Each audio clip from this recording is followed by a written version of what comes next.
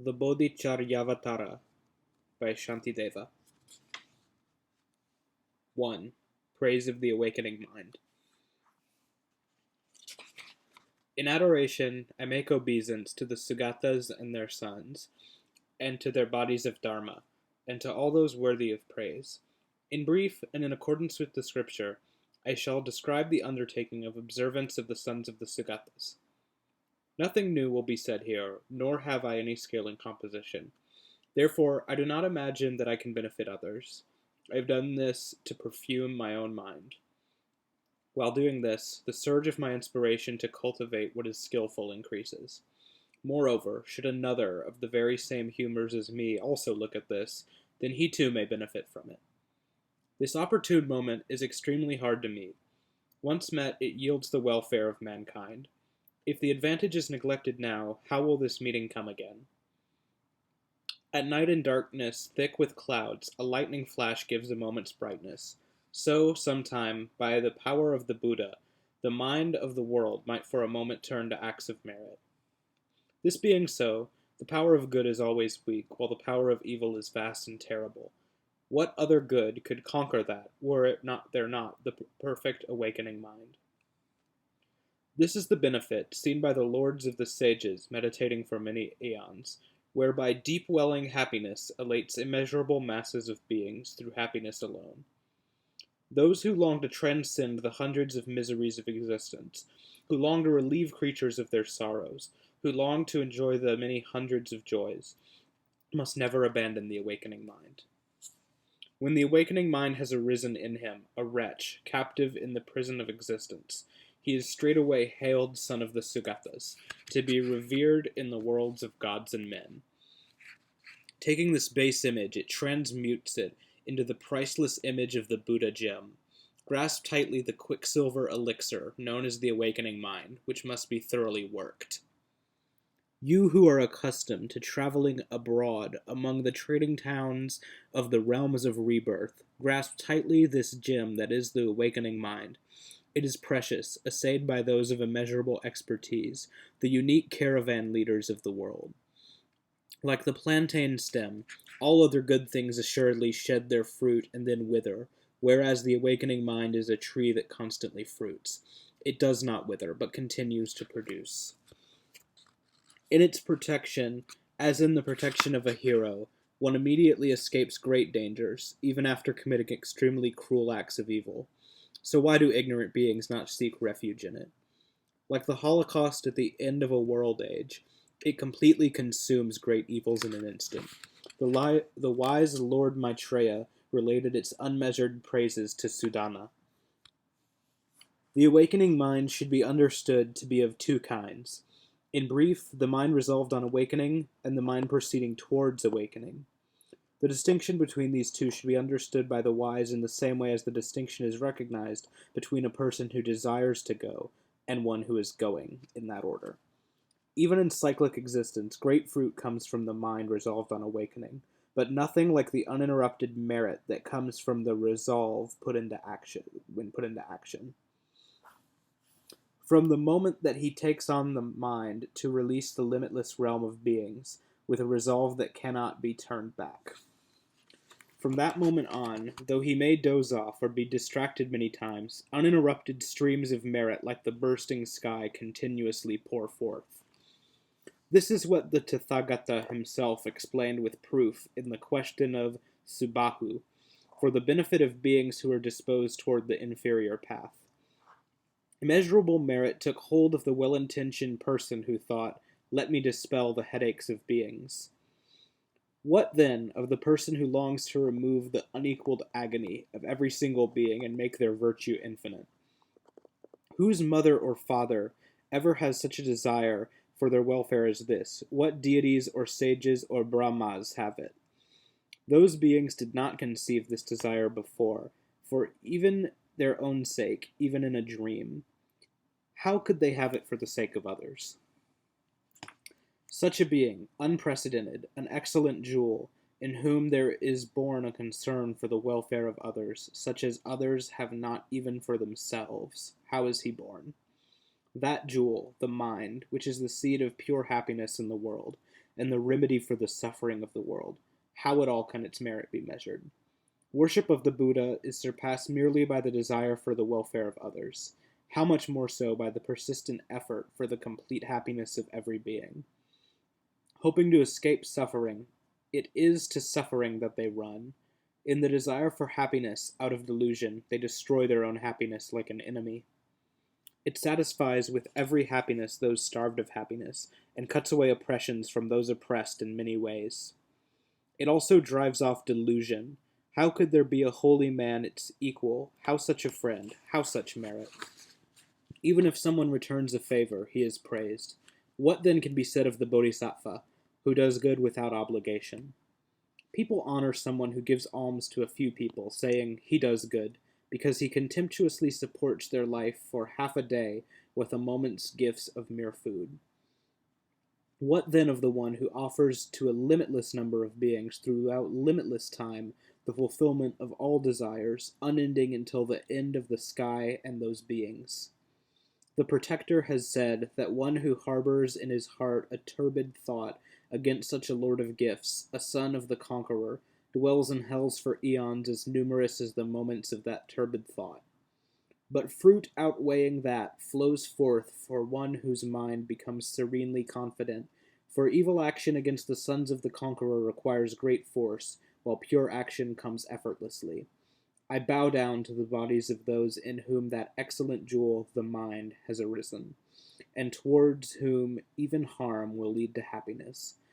To those minds of happiness I go for refuge. 2. Confession of Faults. That I fully grasp that jewel, the mind, I worship here the Tathagatas, and the flawless jewel, the true Dharma, and the sons of the Buddhas, who are oceans of virtue. As many blossoms and fruits and medicinal herbs as there are, as many jewels as there are in the world, and clear refreshing waters, along with jewel-formed mountains and other places delightful in solitude, the forest groves, creepers brilliant with beautiful flowers their ornaments, and trees, boughs bowed low under the weight of full fruit. And from the worlds of gods and celestials, scent and incense, magical trees that fulfill every wish, and trees laden with gems, lakes adorned with lotuses, where the calls of the geese steal my heart beyond bounds. Plants which grow wild, and those which are sown, and whatever else might adorn the honorable, and all those things unowned within the boundaries of the breadth of space. See, in my mind I take hold of all these, and present them to the bulls amongst sages, and their sons. With great compassion, tender toward me, may those most worthy of gifts accept these from me. I have no merit, I am completely destitute, I have nothing else to offer in worship. So, through their power, may the lords resolved on the well-being of others accept this for my well-being. I give my entire self wholly to the conquerors and to their sons. Take possession of me, sublime beings. Out of devotion I am your slave. You take possession of me, I become fearless. I act for the benefit of beings. I leave behind previous wrongdoing completely. Never again shall I do another wrong. In those sweet-smelling bathhouses, where canopies gleam with pearls over delightful pillars, brilliant with gems, rising up from mosaic floors of clear, brilliant crystal, from many pots encrusted with enormous gems, filled with exquisitely fragrant flower, water, and flowers. See, I bathe the Tathagatas and their sons to the accompaniment of songs and music. I wipe down their bodies with cloths beyond compare, scented, cleansed of impurities. Then I present them with the finest robes, richly dyed and fragrant. With each and every celestial garment, soft, smooth, of many-colored splendor, and with choice ornaments, I adorn Samantabhadra, Ajita, Manjughosha, Lokeshvara, and other bodhisattvas. With the costliest perfumes, their fragrance pervading the entire universe of 3,000 worlds, I anoint the bodies of all the lords of sages brilliant with their luster of gold, well heated, polished, and cleansed. I glorify the most glorious lords of sages with all sweetly scented blossoms delightful to the mind, celestial flowers, jasmine, blue lotus, and others, and with garlands alluringly arranged. I envelop them in heady clouds of incense, rich, pervading, and aromatic. I make them an offering of foods, soft and hard, and many kinds of drink. I offer bejeweled lamps arrayed in rows on golden lotuses, and on the mosaic floors sprinkled with perfume I strew lovely drifts of flowers. To those formed of goodwill I also offer those shining clouds that are celestial palaces, ornamented at the entrances in the four directions, splendid with pendulous ropes of pearls and precious stone, entrancing with songs and poems of praise. Now, for the great sages, I set up splendid bejeweled umbrellas encrusted with pearls, fully raised on beautifully formed shafts of gold.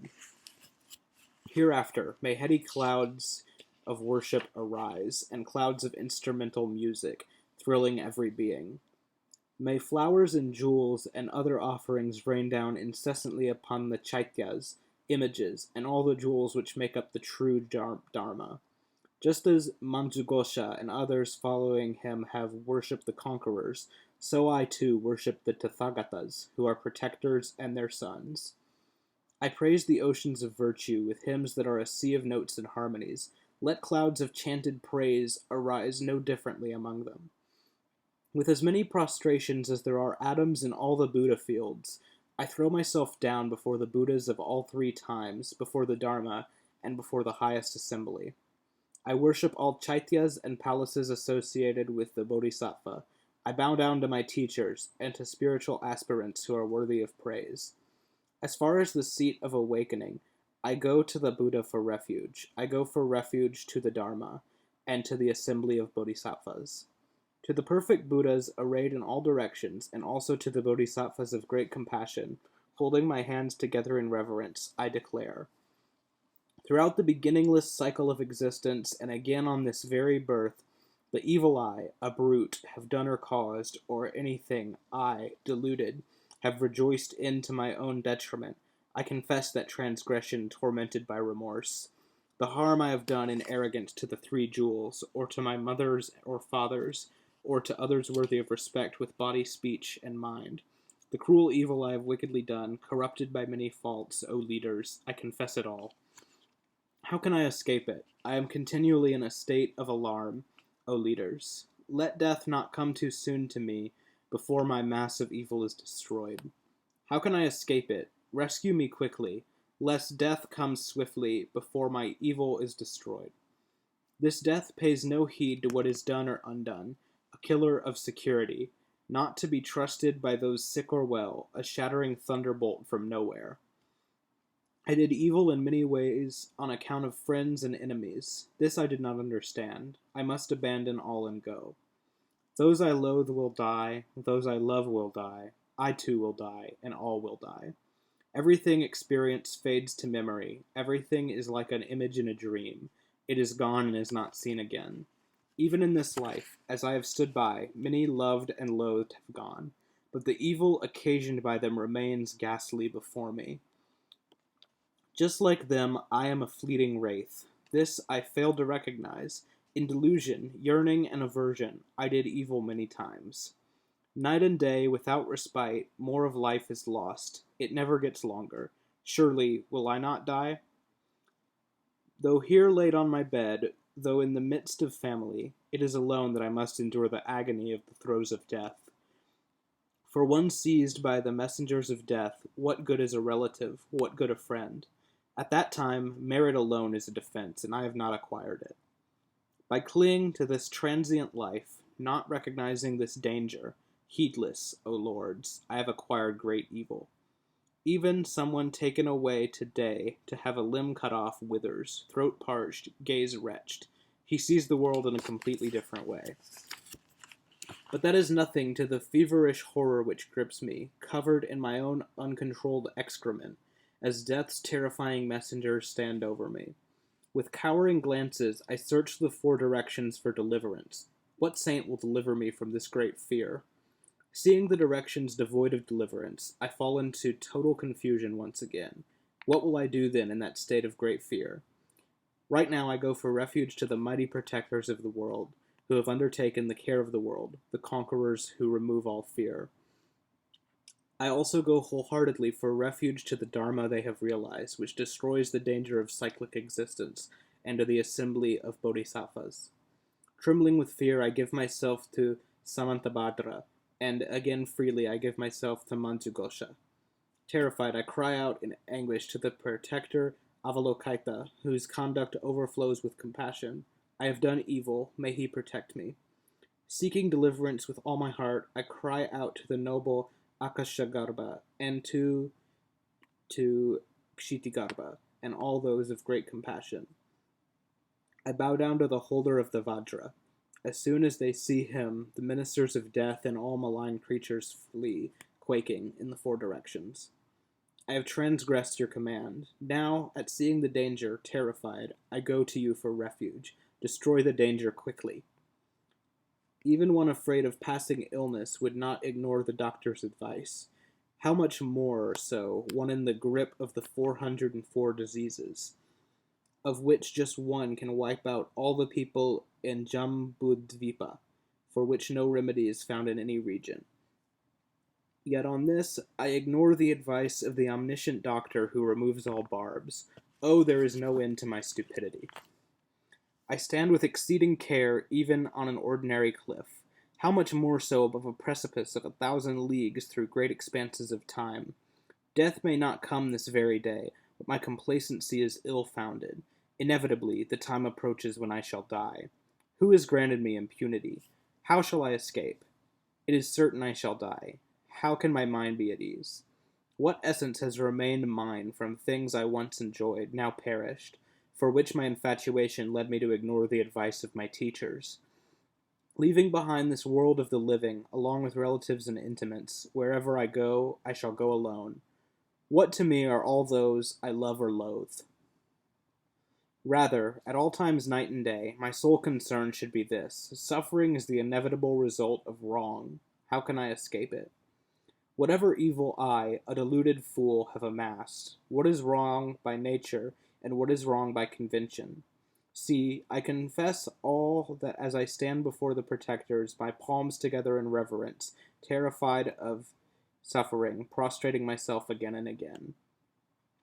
Let the leaders accept my transgression for what it is. It is not good, O protectors. I must not do it again. 3. Adopting the awakening mind. I rejoice with delight at the good done by all beings, which abates the suffering of hell. May those who are suffering abide in happiness. I rejoice at the deliverance of all embodied beings from the suffering of cyclic existence. I rejoice at the bodhisattva and Buddha nature of the saviors. I also rejoice at the resolutions of the teachers, which are oceans bearing happiness to every being, bestowing well-being on all creatures. Holding my hands together in reverence, I beseech the perfect Buddhas in every direction. Set up the light of the Dharma for those falling into suffering in the darkness of delusion. Holding my hands together in reverence, I implore the conquerors who wish to leave cyclic existence. Remain for endless eons. Do not let this world become blind. With the good acquired by doing all this as described, may I allay all the suffering of every living being. I am medicine for the sick. May I be both the doctor and their nurse until the sickness does not recur. May I avert the pain of hunger and thirst with showers of food and drink. May I become both drink and food in the intermediate eons of famine. May I be an inexhaustible treasure for impoverished beings. May I wait upon them with various forms of offering. See, I give up without regret my bodies, my pleasures, and my good acquired in all 3 times to accomplish good for every being. Abandonment of all is enlightenment, and enlightenment is my heart's goal. If I must give up everything, better it be given to sentient beings. I make over this body to all embodied beings to do with as they please. Let them continually beat it, insult it, and splatter it with filth. Let them play with my body. Let them be derisive and amuse themselves. I have given this body to them. What point has this concern of mine? Let them have me do whatever brings them pleasure. Let there never be harm to anyone on account of me. Should their mind become angry or displeased on account of me, may even that be the cause of their always achieving every goal. those who will falsely accuse me, and others who will do me harm, and others still who will degrade me. May they all share in awakening. I am the protector of the unprotected and the caravan leader for travelers. I have become the boat, the causeway, and the bridge for those who long to reach the further shore. May I be a light for those in need of light. May I be a bed for those in need of rest. May I be a servant for those in need of service, for all embodied beings. For embodied beings, may I be the wish-fulfilling jewel, the pot of plenty, the spell that always works, the potent healing herb, the magical tree that grants every wish, and the milch cow that supplies all wants. Just as earth and other elements are profitable in many ways to the immeasurable beings dwelling throughout space, so may I be sustenance many kinds for the realm of beings throughout space, until all have attained release. In the same way as bygone Sugatas took up the awakening mind, in the same way as they progressed in the Bodhisattva training, so too, I myself shall generate the awakening mind for the welfare of the world, and just so shall I train in those precepts in due order. The wise one, who has taken up the awakening mind with a serene confidence in this way, should continue to encourage his resolve as follows in order to fulfill his wish. Today, my birth is fruitful, my human life is justified. Today I am born into the family of the Buddha. Now I am the Buddha's son. So that there may be no blemish upon this spotless body, I must now act as becomes my family. As a blind man might find a jewel in heaps of rubbish, so too this awakening mind has somehow appeared in me. This is the elixir of life, born to end death in the world. This is the inexhaustible treasure, alleviating poverty in the world. This is the supreme medicine, curing the sickness of the world, a tree of shelter for weary creatures staggering along the road of existence. The causeway to cross over bad rebirths, open to all who travel. It is the rising moon of the mind, mitigating the defilements of the world. It is the brilliant sun dispelling the mist of ignorance from the world. It is the fresh butter risen from the churning, the milk of the true Dharma.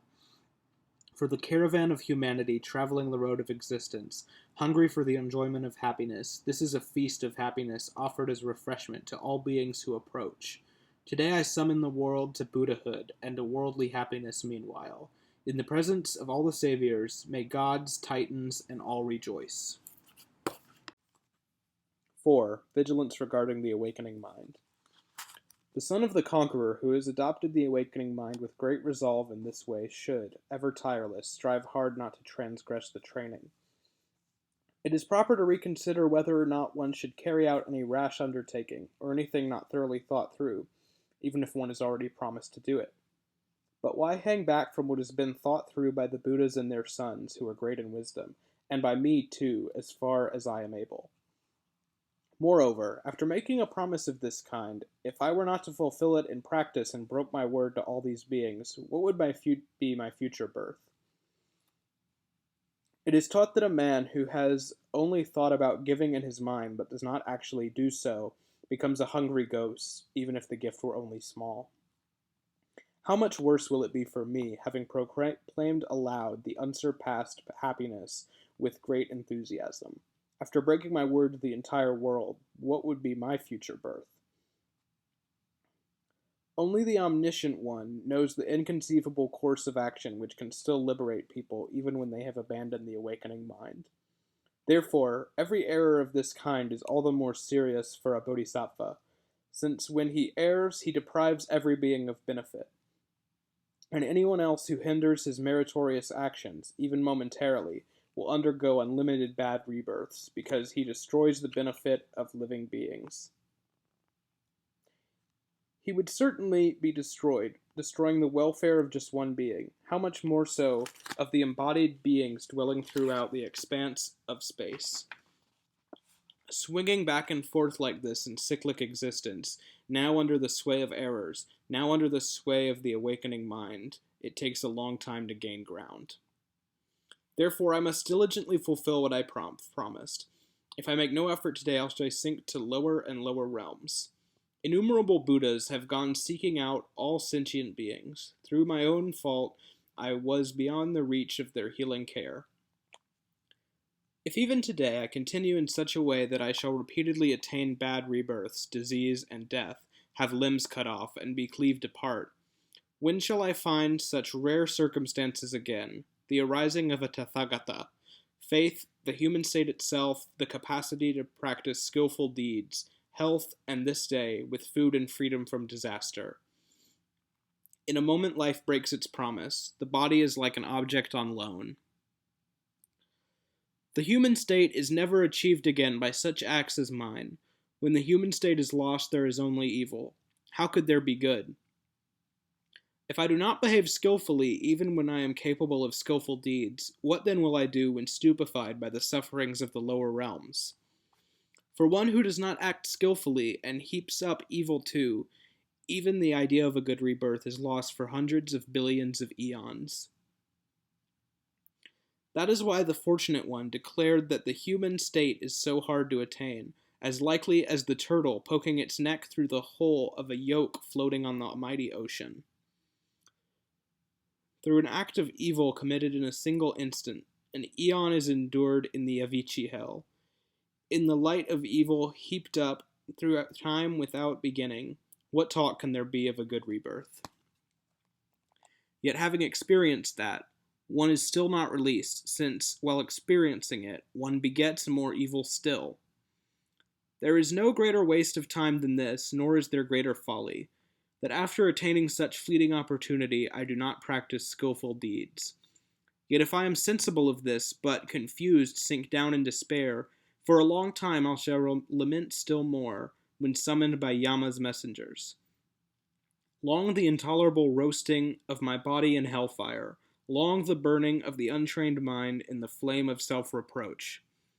Though I have somehow come to a nigh unattainable place of advantage, and though I understand this, still I am led back to those self-same hells once more. I have no will in this manner, as if bewildered by spells. I do not understand.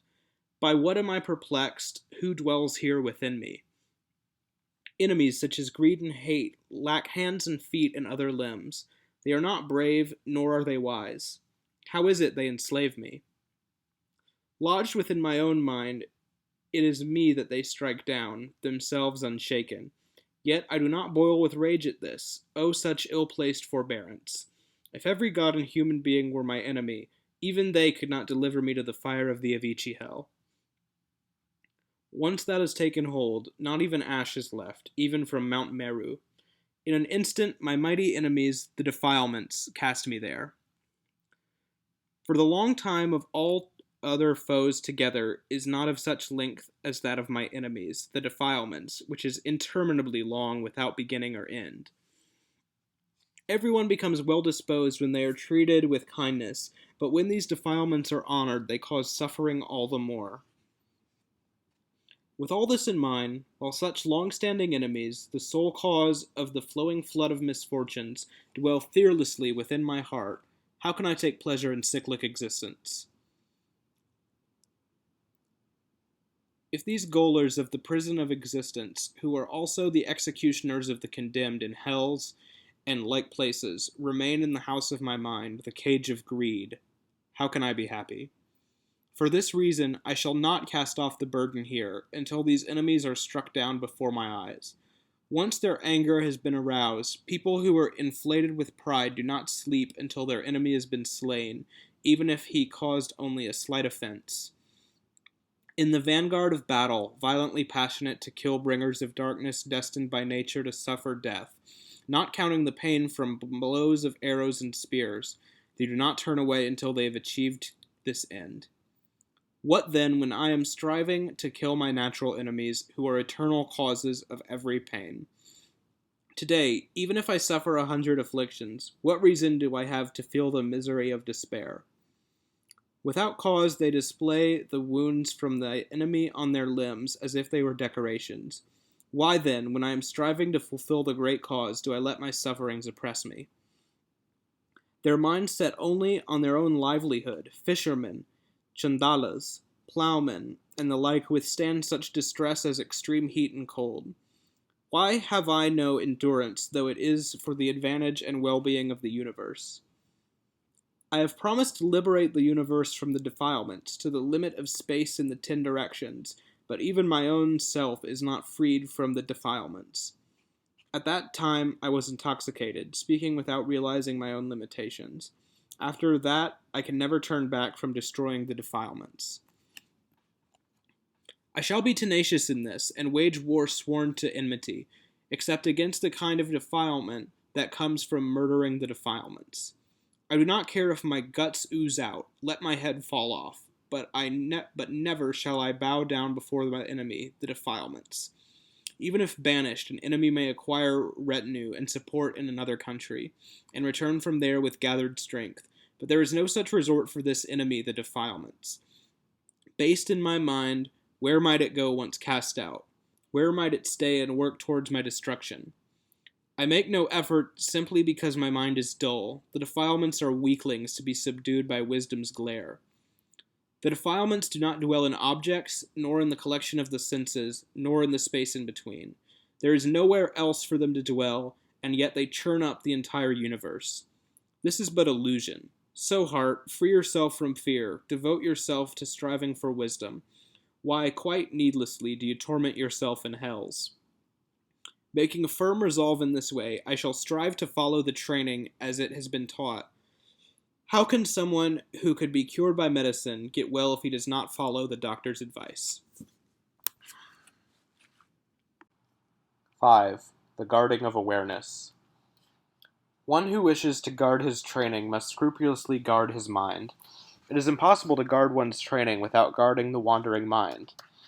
Rutting elephants roaming wild do not cause as much devastation in this world as the roaming elephant, the mind, let free, creates in Avicii and other hells. But if the roaming elephant, the mind, is tethered on every side by the cord of mindfulness, every danger subsides, complete prosperity ensues. So too, tigers, lions, elephants, bears, serpents, and all malign beings, and all the guards of hell, ogresses, demons, all these are bound through the binding of a single mind, and through the taming of a single mind all are tamed, since all fears and incomparable sufferings arise from the mind alone. So it was taught by the teacher of reality. Who fashioned the weapons in hell so industriously? Who the pavement of scalding iron? And who sired those sirens? Every single thing arises from the evil mind, sang the sage. So there is nothing dangerous in the 3 worlds other than the mind. If the perfection of generosity consists in making the universe free from poverty, how can previous protectors have acquired it when the world is still poor, even today? The perfection of generosity is said to result from the mental attitude of relinquishing all that one has to all people, together with the fruit of that act. Therefore, the perfection is the mental attitude itself. Where can fish and other creatures be taken where I might not kill them? Yet when the mental attitude to cease from worldly acts is achieved, that is agreed to be the perfection of morality. How many wicked people, as unending as the sky, can I kill? But when the mental attitude of anger is slain, slain is every enemy. Where is there hide to cover the whole world? The wide world can be covered with hide enough for a pair of shoes alone. In the same way, since I cannot control external events, I will control my own mind. What concern is it of mine whether other things are controlled? Even with the help of body and speech, no fruit comes from a dull mind that bears comparison with that from a sharp mind on its own, such as reaching the state of the Brahma gods. The Omniscient One declared that all recitation and austerity, even though performed over a long time, is completely useless if the mind is on something else or is dull. Those who have not developed this mind, which is recondite and contains the whole sum of dharmas, wander the compass in vain, trying to attain happiness and destroy suffering. Therefore I should manage and guard my mind well. If I let go of the vow to guard my mind, what will become of my many other vows?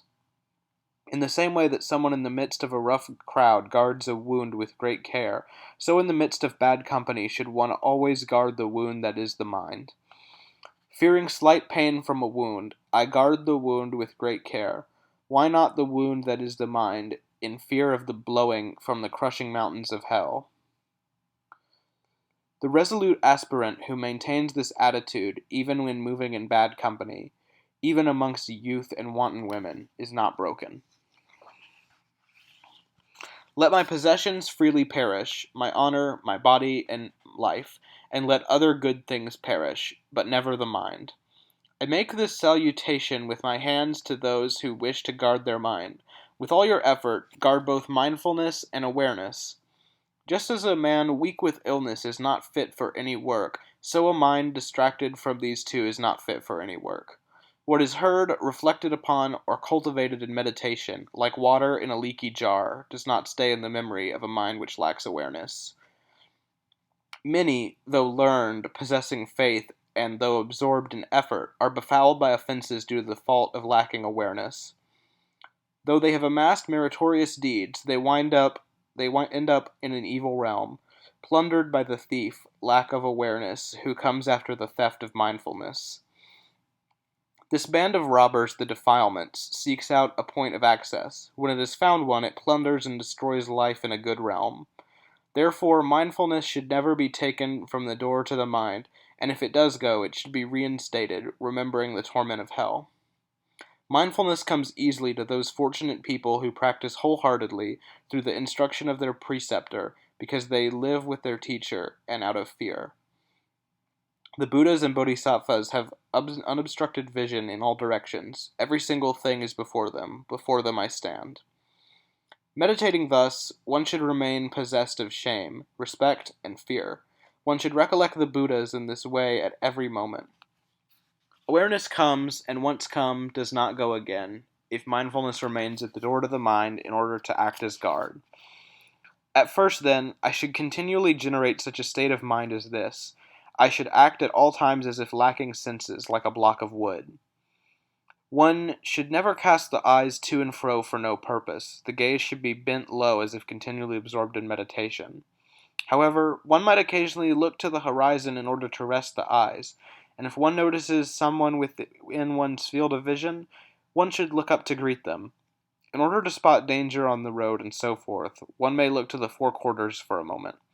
Standing at ease, one may look to the distance, looking behind only after turning right around.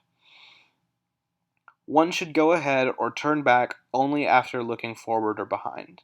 Likewise, in all situations, one should proceed only after ascertaining what is to be done. Having once initiated an action with the intention of keeping one's body in a particular position, thereafter one should from time to time observe how the body is positioned. In this way, the rutting elephant, the mind, should be watched with all one's effort, so that, bound to the great post of reflection on the Dharma, it does not break loose. One should so observe the mind, thinking, where is mine wandering to, as never to abandon the responsibility of concentration even for a moment. If one is not able to do so, in connection with some danger or elation, then one should act at will. For it is taught that the code of moral conduct may be overlooked at a time of giving. One should think of nothing else other than that which one has decided to undertake, with heart fully involved there until it is completed. For in this way everything is done well, otherwise neither this thing nor the other would be. Moreover, in that case, the defilement, lack of awareness, would certainly increase as well. One should quell the eagerness that arises for the various kinds of idle chat that often take place, and for all objects of curiosity. Mindful of the teaching of the Tathagata, fearful, one should abandon immediately any such actions as breaking up clods of earth, ripping grass, and drawing lines in the earth without any purpose. When one wishes to move or to speak, first one should examine one's own mind, and then act appropriately and with self-possession. When one notices that one's own mind is attracted or repelled, one should neither act nor speak, but remain like a block of wood. When the mind is inflated or derisive, full of arrogance and vanity, exceedingly jocose, evasive, or deceiving, when, seeming to advance oneself, it is only deprecating others, contemptuous and scornful, one should remain like a block of wood. My mind seeks acquisitions, reverence, or renown, or again wants an audience and attention, therefore I remain like a block of wood. My mind longs to hold forth, averse to the good of others, seeking my own advantage, longing only for a congregation. Therefore I remain like a block of wood. It is intolerant, idle, cowardly, impudent, also foul-mouthed, and biased in my own favor. Therefore I remain like a block of wood. Noticing in this way that his mind is defiled or engaged in a fruitless activity, the hero should always firmly curb it with the antidote to that condition. Determined, full of serene confidence, steady, full of application and respect, with humility and timidity, calm, eager to help others, unwearied by the mutually conflicting desires of the puerile, full of pity, knowing that they are like this as a result of the arising of defilement. See, always in blameless matters I shall keep my mind at the will of myself and other beings, free from delusions, like an illusion. At every moment, continuously mindful that it has taken so long to gain the best of opportunities, this is how I shall keep my mind as unshakable as Mount Sumeru. Why else does the body offer no resistance when dragged this way and that by vultures greedy for flesh? Why, mind, do you protect this carcass, identifying with it? Is it really separate from you? Then what loss is its decay from you? O fool! You do not identify with a wooden doll even when it is pure. So why do you guard this festering contraption made of filth? First, just in your mind, pull apart this bag of skin. With the knife of wisdom, loosen the flesh from the cage of bones. Cracking open the bones too, look at the marrow within. Work out for yourself what essence is there. Searching hard like this, you have found no essence here. Now explain why it is that you still continue to guard the body. You will not eat it, unclean as it is, nor drink the blood, nor suck out the entrails. What will you do with your body? Of course it is right to protect this wretched body, but as food for vultures and jackals, or as the implement of action for the benefit of humankind. Even as you protect it so, ruthless death will snatch away your body and give it to the vultures. Then what will you do? You do not give clothes and such to a servant if you think he is not going to stay. The body will eat and then go. Why do you make the outlay? On that account, having given the body its wages, mind, now look to your own deeds, for a laborer does not receive all of the wealth he creates. Apply to the body the notion of a ship, on account of the way it comes and goes. At your own command, set the body on course to fulfill the needs of beings.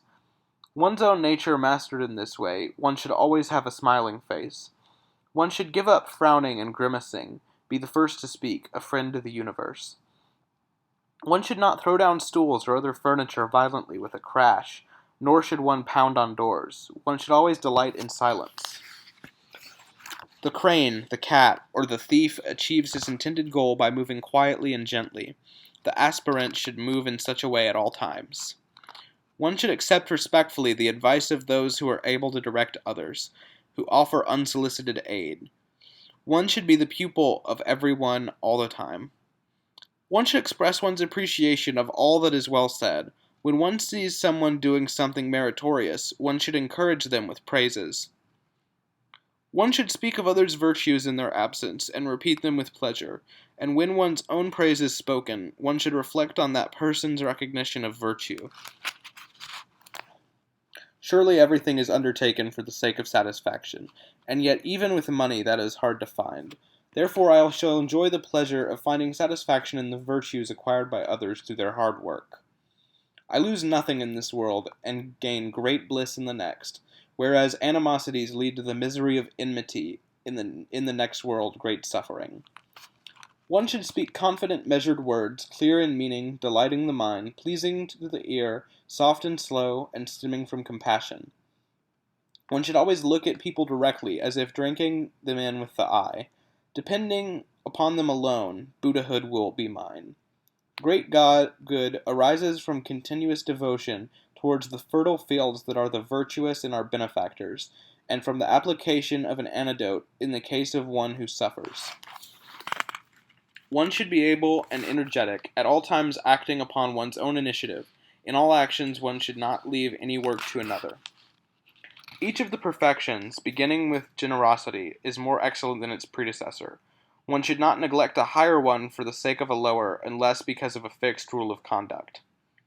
Realizing this, one should always be striving for others' well-being. Even what is prescribed is permitted for a compassionate person who sees it will be of benefit. One should consume in moderation and share with those in difficulty, the helpless and those observing the vows, and apart from one's 3 robes, give away everything. The body serves the true Dharma. One should not harm it for some inferior reason, for it is the only way that one can quickly fulfill the hopes of living beings. Therefore, one should not relinquish one's life for someone whose disposition to compassion is not as pure. But for someone whose disposition is comparable, one should relinquish it. That way there is no overall loss. One should not speak about the Dharma, which is profound and magnificent, to someone who is disrespectful, who when healthy wears a turban on his head, or who holds an umbrella, stick, or knife, or whose head is veiled, nor to those who are inadequate, or to women without a man present. To the lesser and higher teachings one should show equal respect. One should not restrict someone who is worthy of the higher teaching to the lesser teaching, nor disregarding the matter of good conduct beguile them with the scriptures and spells. It is not desirable to spit out tooth-cleaning sticks and phlegm in public, and it is also forbidden to urinate and so forth on land or into water that is usable. One should not eat with a mouth overfull noisily, nor with mouth wide open. One should not sit with a leg hanging down, likewise one should not rub both arms at the same time. One should not travel with another's wife if unaccompanied, nor lie down with her, nor sit with her. One should notice and ask about what displeases people, and avoid it all. One should not indicate with a finger something that is to be done, but respectfully with the whole of the right hand. One should also point out the road in this way. One should not throw up one's arms and shout at anyone when worked up over some trifle, but instead snap the fingers or the like. Otherwise one would be showing lack of restraint. One should lie down to rest in the preferred direction, in the position in which the protector passed away. Full of awareness, one should get up properly before one is told to do so without fail. The conduct of the Bodhisattvas has been described as immeasurable. In the first place, it is essential to engage in conduct that purifies the mind. 3 times, day and night, one should recite the Triskanda, so that through recourse to the conquerors and the Bodhisattvas, one's remaining transgressions cease.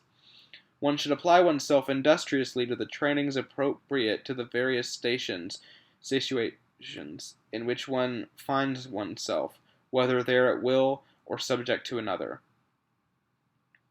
For there is nothing from which the sons of the conqueror cannot learn. There is nothing which is not an act of merit for the good person who conducts himself in this way. One should do nothing other than what is either directly or indirectly of benefit to living beings, and for the benefit of living beings alone, one should dedicate everything to awakening. Never, even at the cost of one's life, should one forsake a spiritual friend who upholds the Bodhisattva vow and is skilled in the meaning of the Mahayana. One should also practice towards teachers the correct conduct according to the Srisambhava Vimoksha. Both this and other things taught by the Buddha should be understood from the recitation of the scriptures. The principles of the training are found in the scriptures. Therefore, one should recite the scriptures, and one should study the fundamental transgressions in the Akashagarbha Sutra. The compendium of the training, the Shiksha Samuccaya, one should definitely be looked at repeatedly, since correct conduct is explained there in some detail. Alternatively, one should just look at it briefly, and then with great care at the companion compendium of scriptures, the Sutra Samuccaya, compiled by the noble Nagarjuna. One should look in these works at the training that from which one is prohibited and that which is enjoined, and one should practice it thoroughly in order to guard the mind and the world. In brief, this alone is the definition of awareness, the observation at every moment of the state of one's body and one's mind. I shall express this by means of my body, for what use would there be in the expression of words? For someone who is sick, what use could there be in the mere expression of medical knowledge? 6. The perfection of forbearance. This worship of the Sugatas, generosity, and good conduct performed throughout thousands of eons, hatred destroys it all. There is no evil equal to hatred, and no spiritual practice equal to forbearance. Therefore, one should develop forbearance by various means, with great effort. One's mind finds no peace, neither enjoys pleasure or delight, nor goes to sleep, nor feels secure, while the dart of hatred is struck in the heart. Those whom one honors with wealth and respect, and also one's dependents, even they long to destroy the master who is disfigured by hatred. Even friends shrink from him. He gives, but is not honored. In short, there is no sense in which someone prone to anger is well off. The person who realizes that hatred is an enemy, since it creates such sufferings as these, and who persistently strikes it down, is happy in this world and the next. Consuming the food of dejection prepared by doing the undesirable and thwarting the desirable, biting hatred strikes me down. Therefore I shall destroy the food of this deceiver, since this hatred has no purpose other than my murder. I must not disturb the feeling of sympathetic joy even at the arrival of something extremely unwelcome. There is nothing desirable in the state of dejection. On the contrary, the skillful is neglected. If there is a solution, then what is the point of dejection? What is the point of dejection if there is no solution?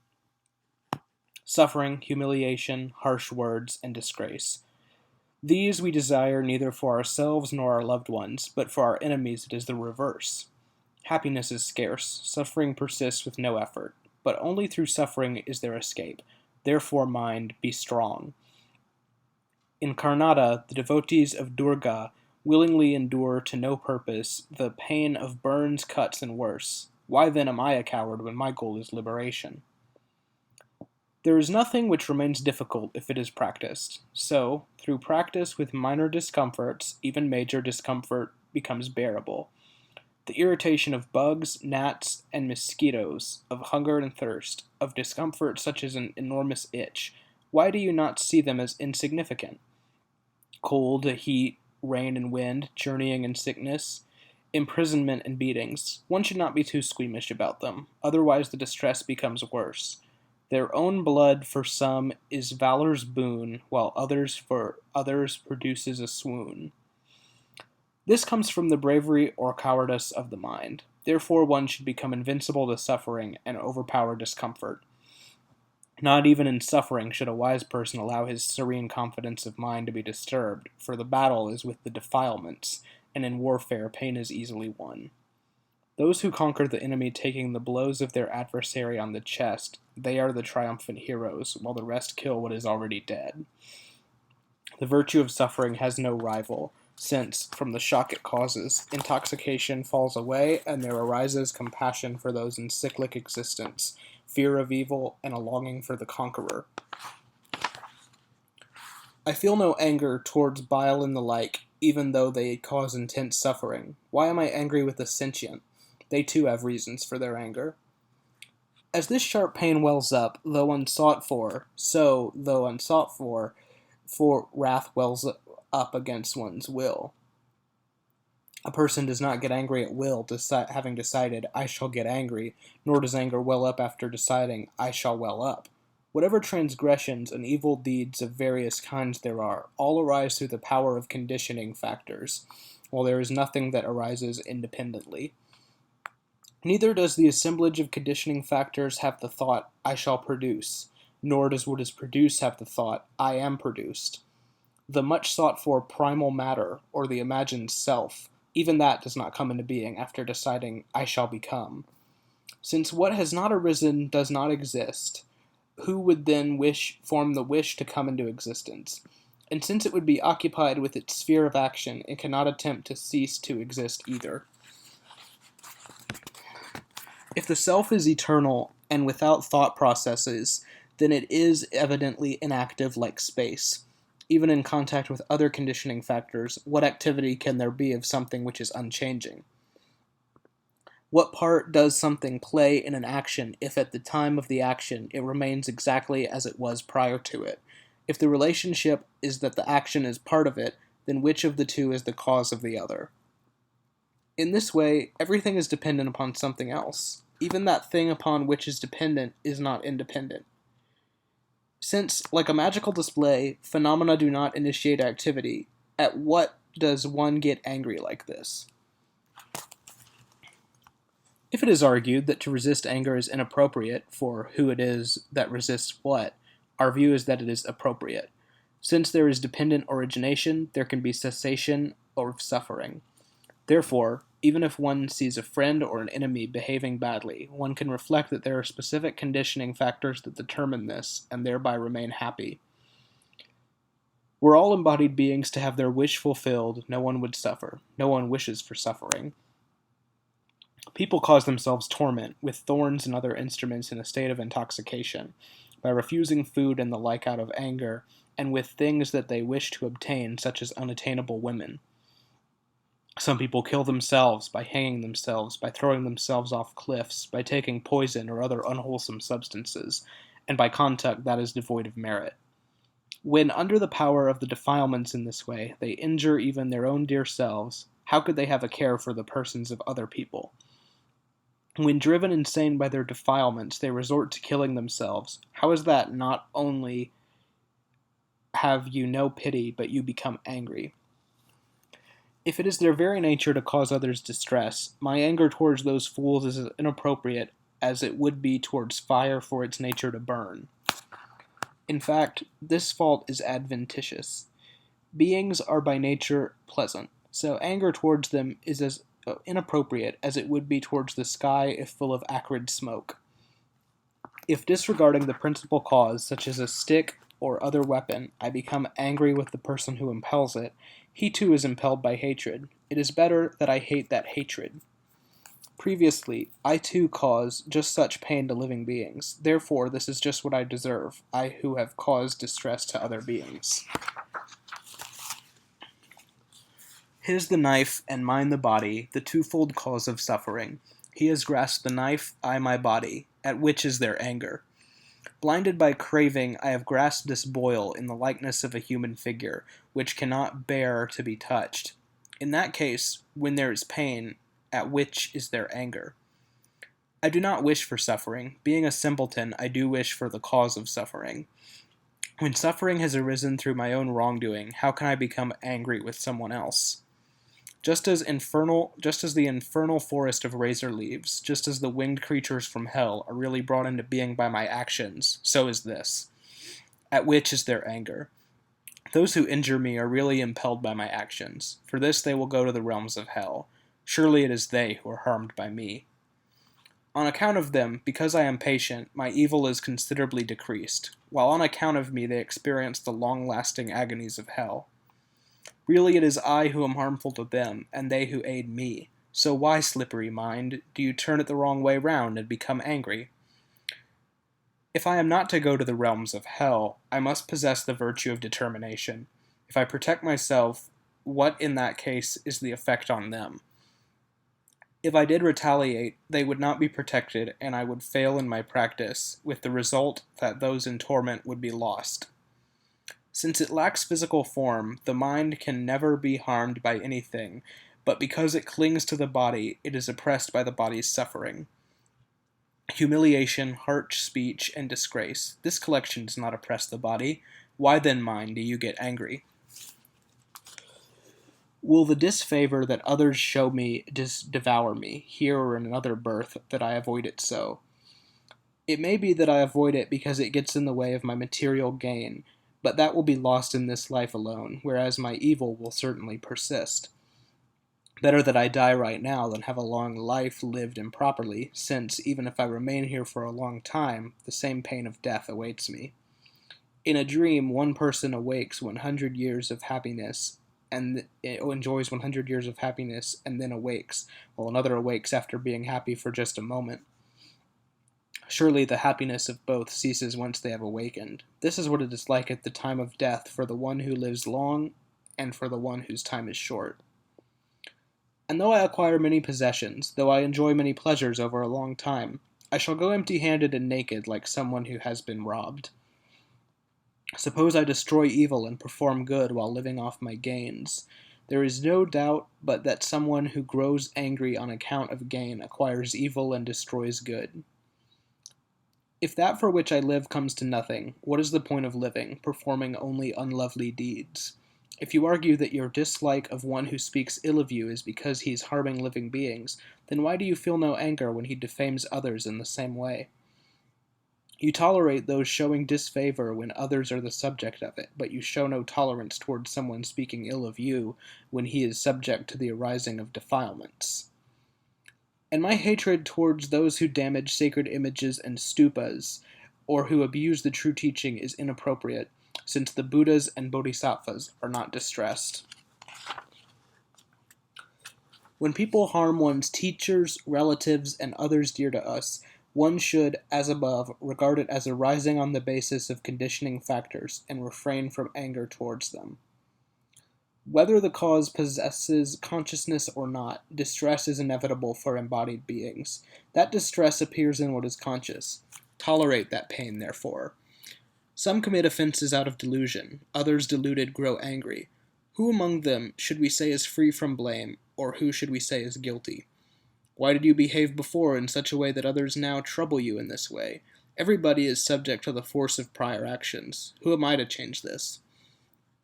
But realizing this, I shall make the effort to perform good actions in such a way that everyone will develop an attitude of friendship, each towards the other.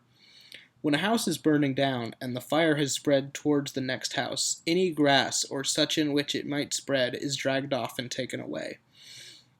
So when the mind is catching alight with the fire of hatred as a result of contact with something, it must be cast aside immediately for fear that one's body of merit might go up in flames. If a man condemned to death has his hand cut off and is spared, is it not good? If through human sufferings one is spared from hell, is it not good? If even this small measure of suffering cannot be tolerated now, then why is anger, the cause of torment in hell, not restrained? In this very same way, on account of anger, I have been placed in hell thousands of times, and I have benefited neither myself nor others. But this suffering is not of that kind, and it will produce great benefit. Delight is the only appropriate response to suffering which takes away the suffering of the universe. If others take pleasure and joy in praising the strength of someone's virtues, why, mind, do you not similarly rejoice in praising it? Such pleasure from your rejoicing is a blameless source of pleasure, not prohibited by the virtuous, attractive to others in the highest degree. What if you do not like it because it is a pleasure only for him? If you were to stop giving wages and the like, both visible and unseen benefit would be lost. When your own virtues are being praised, you want others to be pleased as well. When the virtues of others are being praised, you do not even want to be pleased yourself. After arousing the awakening mind out of the desire for the happiness of every being, why are you angry at them now that they have found happiness for themselves? You desire Buddhahood, which is worthy of worship throughout the three worlds, expressly for living beings. Why do you burn inside on seeing them have some slight honor? The person who nourishes someone whom you should nourish is really giving to you. On finding him supporting your family, you do not rejoice, you become irate. What does the person who wishes awakening upon living beings not wish for them? How can one who is angry at the good fortune of others possess the awakening mind? If he had not received that gift, it would have remained in the donor's house. In any case, it is not yours, so what matters it whether it was given or not? What? Have him surpass acts of merit, and those who are faithful, and even his own virtues? Let him not accept when he is being given donations. Tell, with what are you not angry? Not only do you not grieve at the evil you yourself have done, you seek to compete with others who have performed acts of merit. Suppose something unpleasant does befall your rival. Would your satisfaction make it happen again? It will not happen without a cause, merely by your wishing it. If your wish was fulfilled, what pleasure would there be for you in his suffering? But even were there some advantage in this, what disadvantage would ensue? For this is the horrific hook cast by the anglers, the defilements, from whom you will be caught by the warders of hell and stewed in cauldrons. Praise, good repute, and honor lead neither to merit nor long life, and are no advantage to strength or to freedom from disease, nor do they bring me physical pleasure. And this is the kind of thing that would benefit the wise person who knows what is best for himself. One desiring pleasure for the mind could resort to drunkenness, gambling, and the other vices. For the benefit of renown, they deprive themselves of benefit. They even kill themselves. Are words fit for food? In death, who feels their pleasure? Like a child that howls a wail of distress when his sand castle is broken, so my own mind appears to me at the loss of praise or renown. Because it lacks consciousness, I must admit that a word cannot praise me. Undoubtedly, the cause of my delight is that another is delighted with me. But what does it matter to me whether another's delight is in me or someone else? His alone is the pleasure of that delight. Not even a trifling part of it is mine. If I take pleasure in his pleasure, let me take it in every single case. Why do I take no pleasure in people who are made happy through their faith in another? Therefore, it is because I am praised that delight is produced in me. In this case, too, because of such absurdity, it is simply the behavior of a child. Praise and so on give me security. They destroy my sense of urgency. They create jealousy towards those who possess virtue and anger at success. Therefore, those conspiring to destroy things such as my praise are really engaged in preserving me from descent into hell. The shackle of acquisition and honor is unfitting for me who longs for liberation. How can I hate those who liberate me from that shackle? How can I hate those who have become, as if by the Buddha's blessing, a door closed to me as I seek to enter upon suffering? Nor is anger appropriate in the case of someone who hinders acts of merit. There is no spiritual practice equal to forbearance.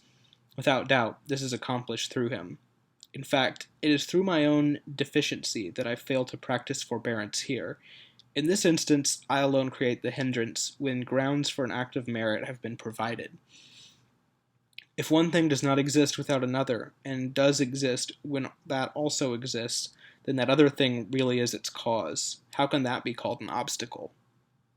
After all, a person in need who turns up at a suitable time is not a hindrance to generosity, nor can it be called a hindrance to going forth when one meets someone who has gone forth. Beggars are easy to find in this world, but those who will cause harm are not, because, if I do no wrong, no one wrongs me. Therefore, since he helps me on the path to awakening, I should long for an enemy like a treasure discovered in the home acquired without effort. Both he and I, therefore, receive the reward of this forbearance. It should be given to him first, since the forbearance was first occasioned by him. If an enemy deserves no honor, because he did not intend you to achieve forbearance, then why is the true Dharma honored? It too is the unconscious cause of achievement. If an enemy is not honored because of his intention is to hurt, for what other reason will I be patient with him, as with a doctor who is intent on my well-being? In that case, it is really in dependence upon his malign intention that forbearance is produced, and in that case it is really he that is the cause of my forbearance. I must worship him as the true Dharma. For this reason the sage has said that the fertile field of living beings is the fertile field of the conquerors, because many of them reach success and spiritual perfection by propitiating them. When the transmission of Buddha qualities comes equally from both ordinary beings and from the conquerors, what logic is there in not paying that respect to ordinary beings which one pays to the conquerors? The greatness of the intent comes not from itself, but rather from its effect, and so the greatness is equal, in which case the ordinary beings are the equals of the conquerors. It is greatness on the part of the beings that someone with a kindly disposition is honorable, just as it is greatness on the part of the Buddhas that merit comes from serene confidence in the Buddhas. Therefore, in one aspect of the transmission of Buddha qualities, ordinary beings are equal to the Buddhas. Of course, none are fully equal to the Buddhas, who are oceans of virtues with unlimited aspects. If a virtue appears anywhere which is even an atom of those who are a unique mass of the very essence of virtue, then even the three worlds are not adequate for the purpose of worshipping it. Yet the very best aspect of the development of Buddha qualities is found in relation to ordinary beings. One should worship ordinary beings in accordance with this aspect.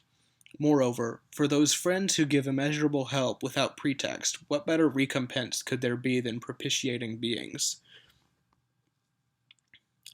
One should do it for those for whose sake they dismember their own bodies and enter into the Avicii hell. For that reason, even if people are extremely malignant, all that is skillful should be done for them. How can I act with arrogance rather than servitude towards those very same masters for the sake of whom my masters of their own accords have such lack of regard for themselves? At whose happiness the lords of sages become joyful, at whose distress they are sorrowful. To satisfy these creatures is to satisfy the lords of sages, to offend them is to offend the sages too. And just as no bodily pleasure at all can gladden the mind of one whose body is engulfed in flames, so too those full of compassion cannot come near to feeling joy when living beings are in distress. Therefore, today, I confess as evil the suffering I have caused to all of those of great compassion by causing suffering to those people. May the sages forgive that which has oppressed them. Now to propitiate the Tathagatas, with my entire self I become a servant to the world. Let streams of people place their foot upon my head or strike me down. Let the Lord of the world be satisfied. There is no doubt that those whose selfhood is compassion have taken this entire world for themselves. It is not the case that they appear in the form of those good people. It is these people who are the lords. How can I be disrespectful? This alone is the propitiation of the Tathagatas. This alone is the fulfillment of my own goal. This alone beats back the suffering of the world, so let this alone be my vow. When a single servant of the king terrorizes the entire populace, the far-sighted populace has no power to effect change, because he is not really alone. His potency is the potency of the king. So one should refrain from slighting any impotent person who's caused offense, since his potency is that of the warders of hell and of the compassionate ones. For that reason, one should propitiate living beings, just as a servant would a cruel king. What could a wrathful king do that would equal the agony of hell, experienced as a result of causing misery to living beings? What could a gratified king give that would equal Buddhahood, experienced as a result of causing happiness to living beings? Never mind future Buddhahood arising from the propitiation of living beings. Do you not see good fortune, renown, and well-being right here and now? Serenity, freedom from disease, joy in long life, the happiness of an emperor, prosperity, these the patient person receives while continuing in cyclic existence. 8. The perfection of meditative absorption. Increasing one's endeavor in this way, one should stabilize the mind in meditative concentration, since a person whose mind is distracted stands between the fangs of the defilements. Distraction does not occur if body and mind are kept sequestered. Therefore, one should renounce the world and disregard distracting thoughts.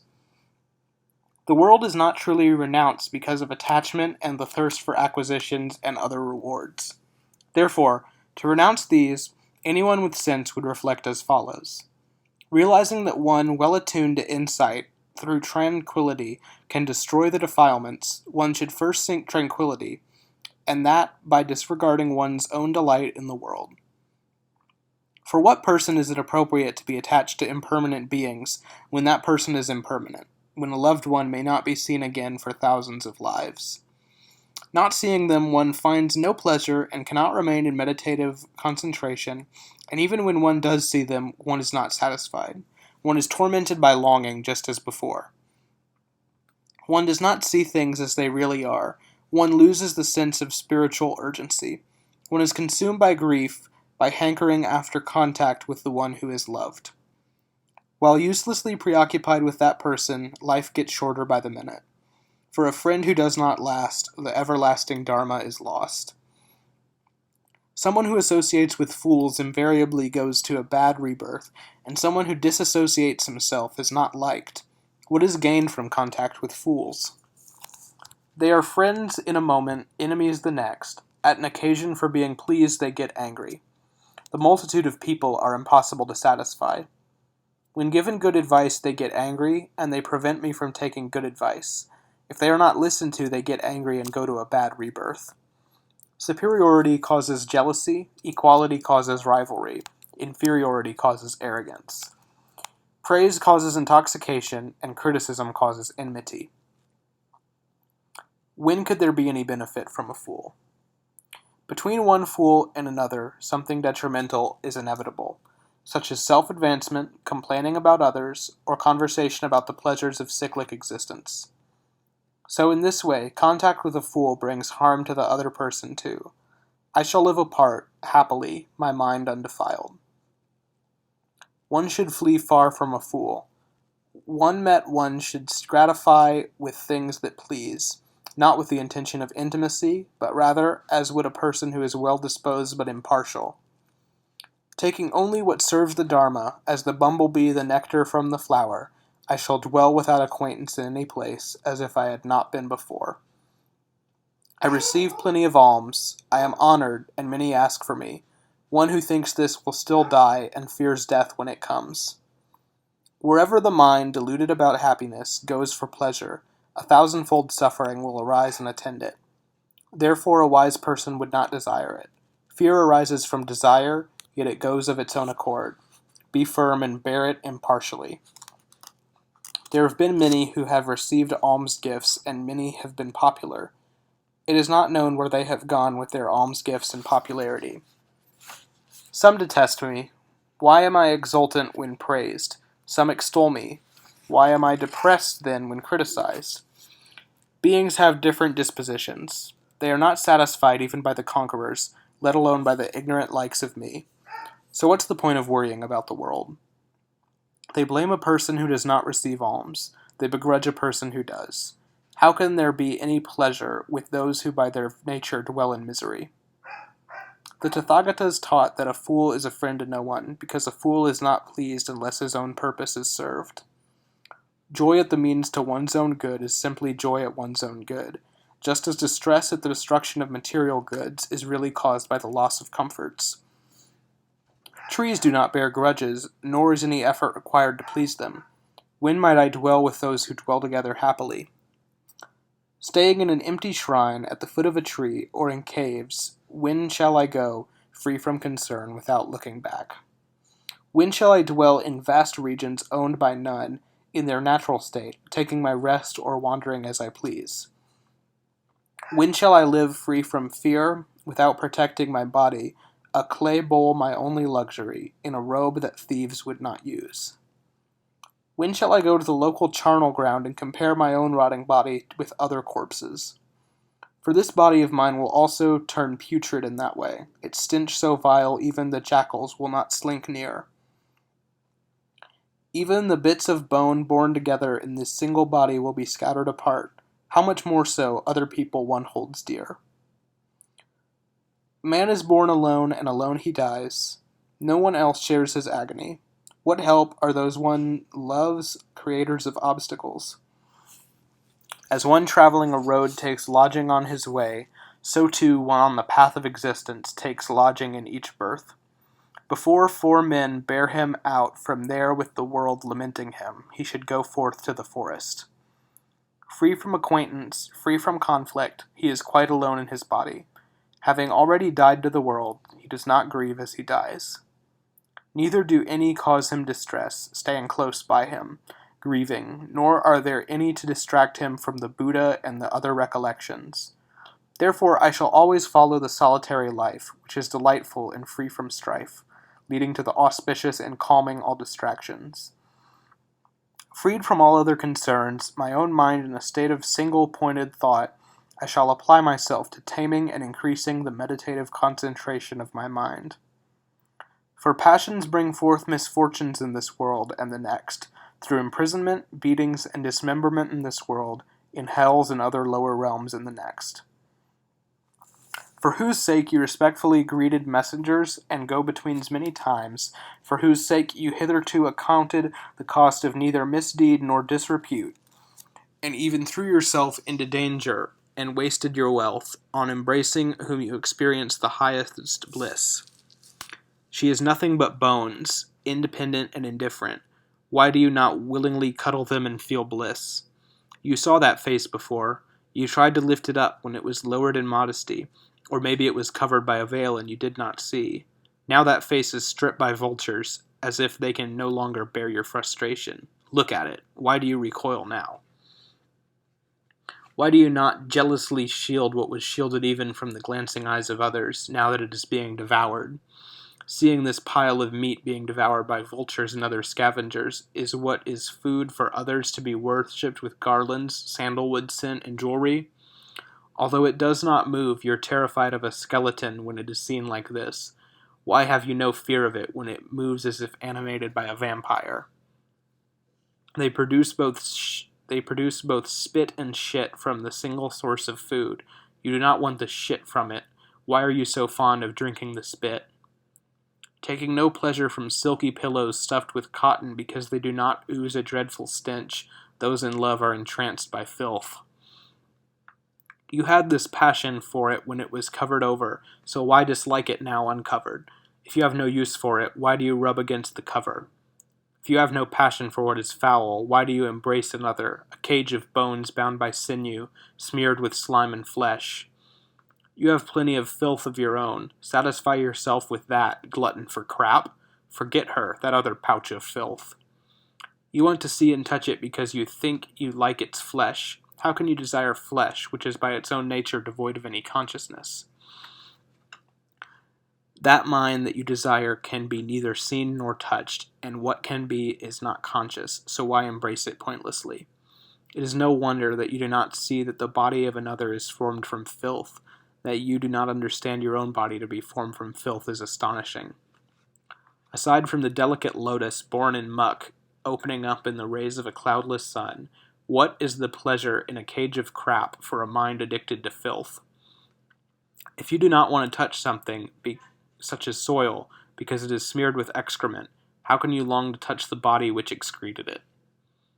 If you have no passion for what is foul, why do you embrace another, born in a field of filth, seated by filth, nourished by filth? Is it that you do not like a dirty worm born in filth because it's only tiny? It must be that you desire a body, likewise born in filth, because it is formed from such a large amount. Not only are you not disgusted at your own foulness, you glutton for crap, you yearn for other vats of filth. Even the ground is considered impure when pleasant things such as camphor or rice or curries are dripped or spat out onto it. If you're not convinced that this is filth even though it is right before your eyes, look at other bodies too, discarded and gruesome in the charnel house ground. Great is your fear when the skin has been ripped from it. Knowing this, how can you still take delight in that very same thing again? Though applied to the body, this scent comes from the sandalwood alone, not from anything else. Why are you attracted towards one thing by the scent of something else? Surely it is good if its own natural stench prevents passion toward it. Why do people take delight in what is worthless and smear it with scent?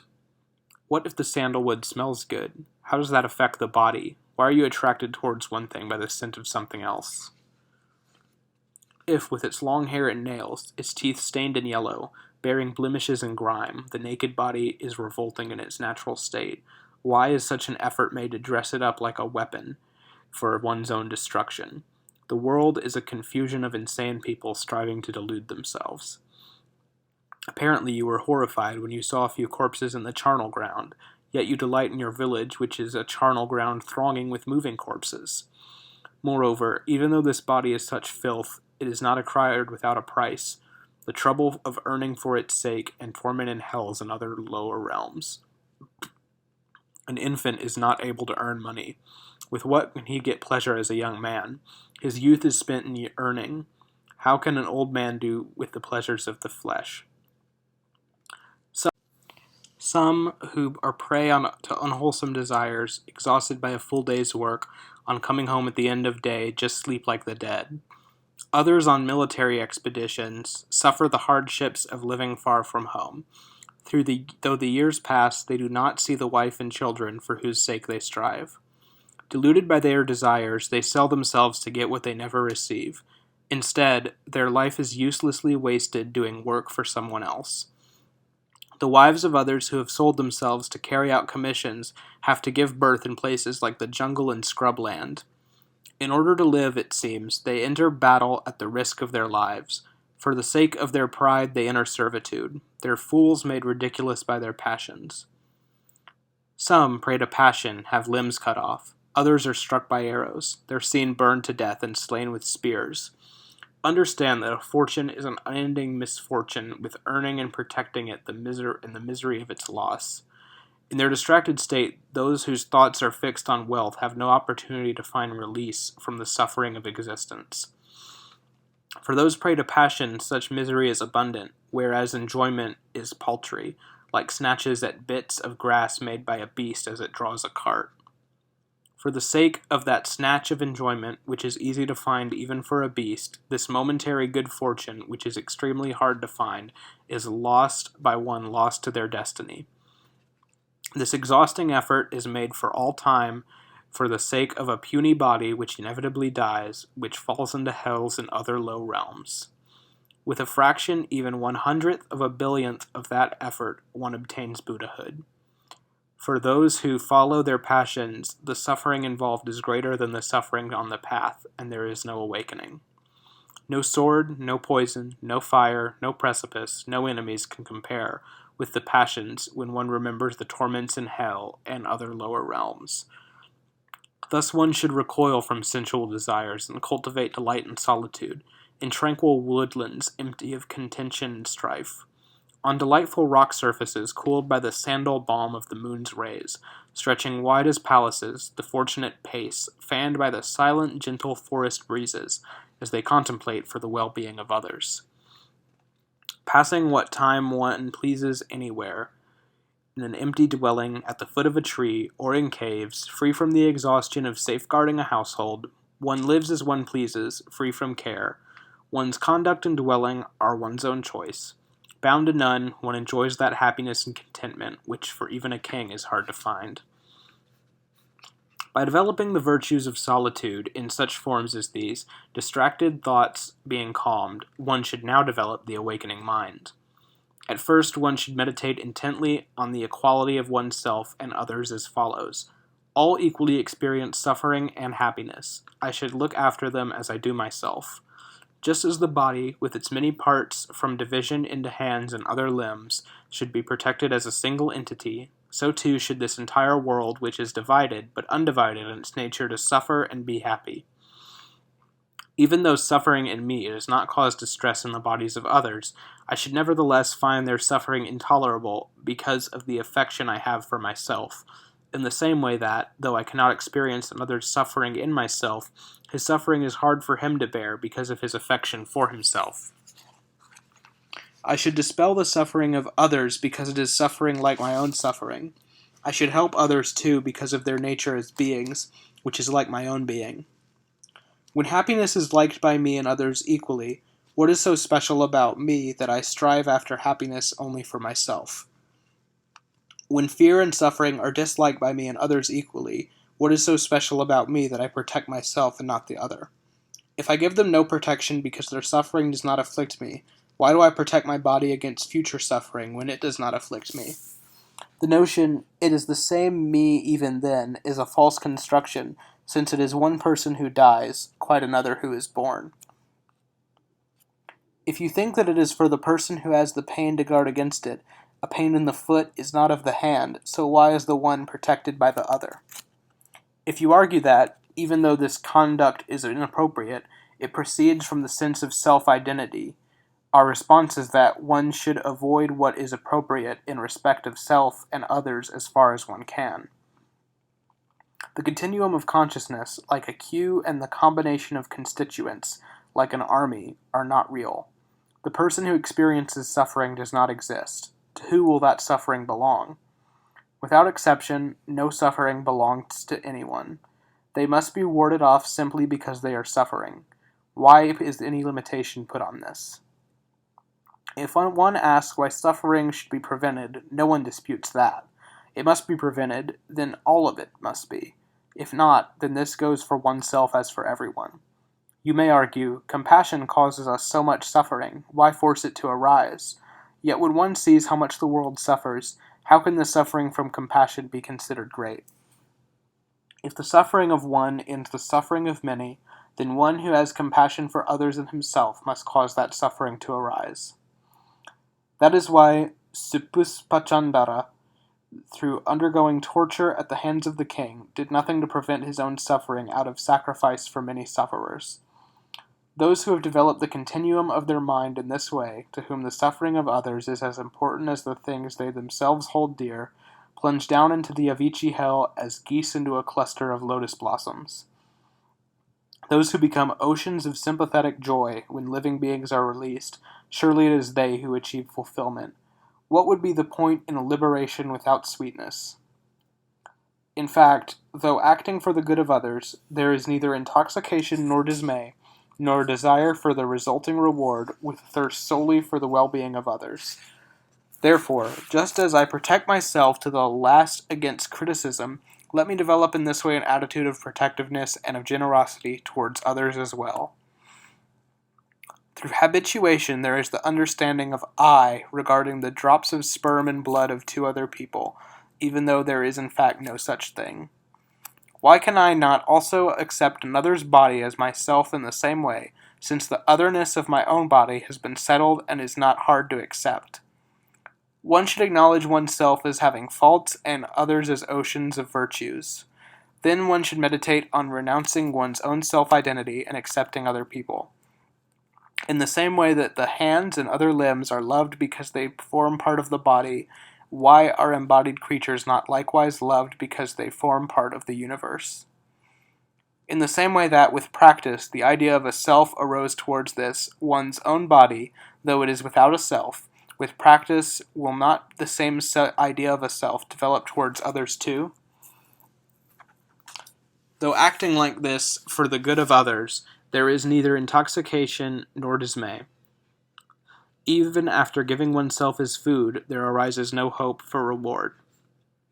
Therefore, in the same way that one desires to protect oneself from affliction, grief, and the like, so an attitude of protectiveness and of compassion should be practiced towards the world. That is why the protector, Avalokita, empowered even his own name to drive away even such fear as the shyness people have in front of an audience. One should not turn away from difficulty, because by the power of practice the very thing one once feared to hear becomes something without which one has no delight. Whoever longs to rescue quickly both himself and others should practice the supreme mystery, exchange of self and other. If even slight danger causes fear because of overfondness for oneself, who would not detest that self like a fear-inspiring enemy? One who, wishing to fend off hunger, thirst, and weakness, kills fish, birds, and animals, or lurks in wait on the highway. One who, motivated by possessions and honor, would even kill his parents, or would take the property of the 3 jewels, who would thereby become fuel in the Avicii hell. What wise person would want such a self, protect it, worship it, and not see it as an enemy? Who would treat it with regard? If I give, what shall I enjoy? Such concern for one's own welfare is fiendish. If I enjoy, what shall I give? Such concern for the welfare of others is divine. By opposing another for one's own sake, one is roasted in hells, but by oppressing oneself for the sake of another, one meets with success in everything. A bad rebirth, inferiority, and stupidity result from the mere desire for self-advancement. By transferring that same desire to others, one achieves a good rebirth, honor, and intelligence. By commanding another to one's own end attains positions of servitude, whereas by commanding oneself to the benefit of others, one attains positions of power. All those who suffer in the world do so because of their desire for their own happiness. All those happy in the world are so because of their desire for the happiness of others. Why say more? Observe this distinction between the fool who longs for his own advantage and the sage who acts for the advantage of others. For one who fails to exchange his own happiness for the suffering of others, Buddhahood is certainly impossible. How could there even be happiness in cyclic existence? Never mind the next life. Even right here and now, the objective of a servant who does not work for or of a master who does not pay the wages cannot be achieved.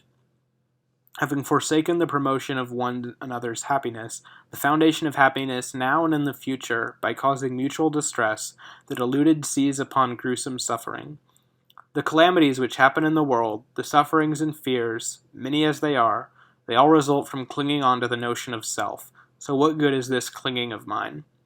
If one does not let go of self, one cannot let go of suffering, as one who does not let go of fire cannot let go of burning. Therefore, in order to allay my own suffering and to allay the suffering of others, I devote myself to others and accept them as myself. Hey mind, make the resolve, I am bound to others. From now on, you must have no other concern than the welfare of all beings. It is not right to look to one's own good with others' eyes and other senses. It is not right to set in motion one's own good with others' hands and other limbs. So having become devoted to others, remove from this body everything you see in it, and use that to benefit others.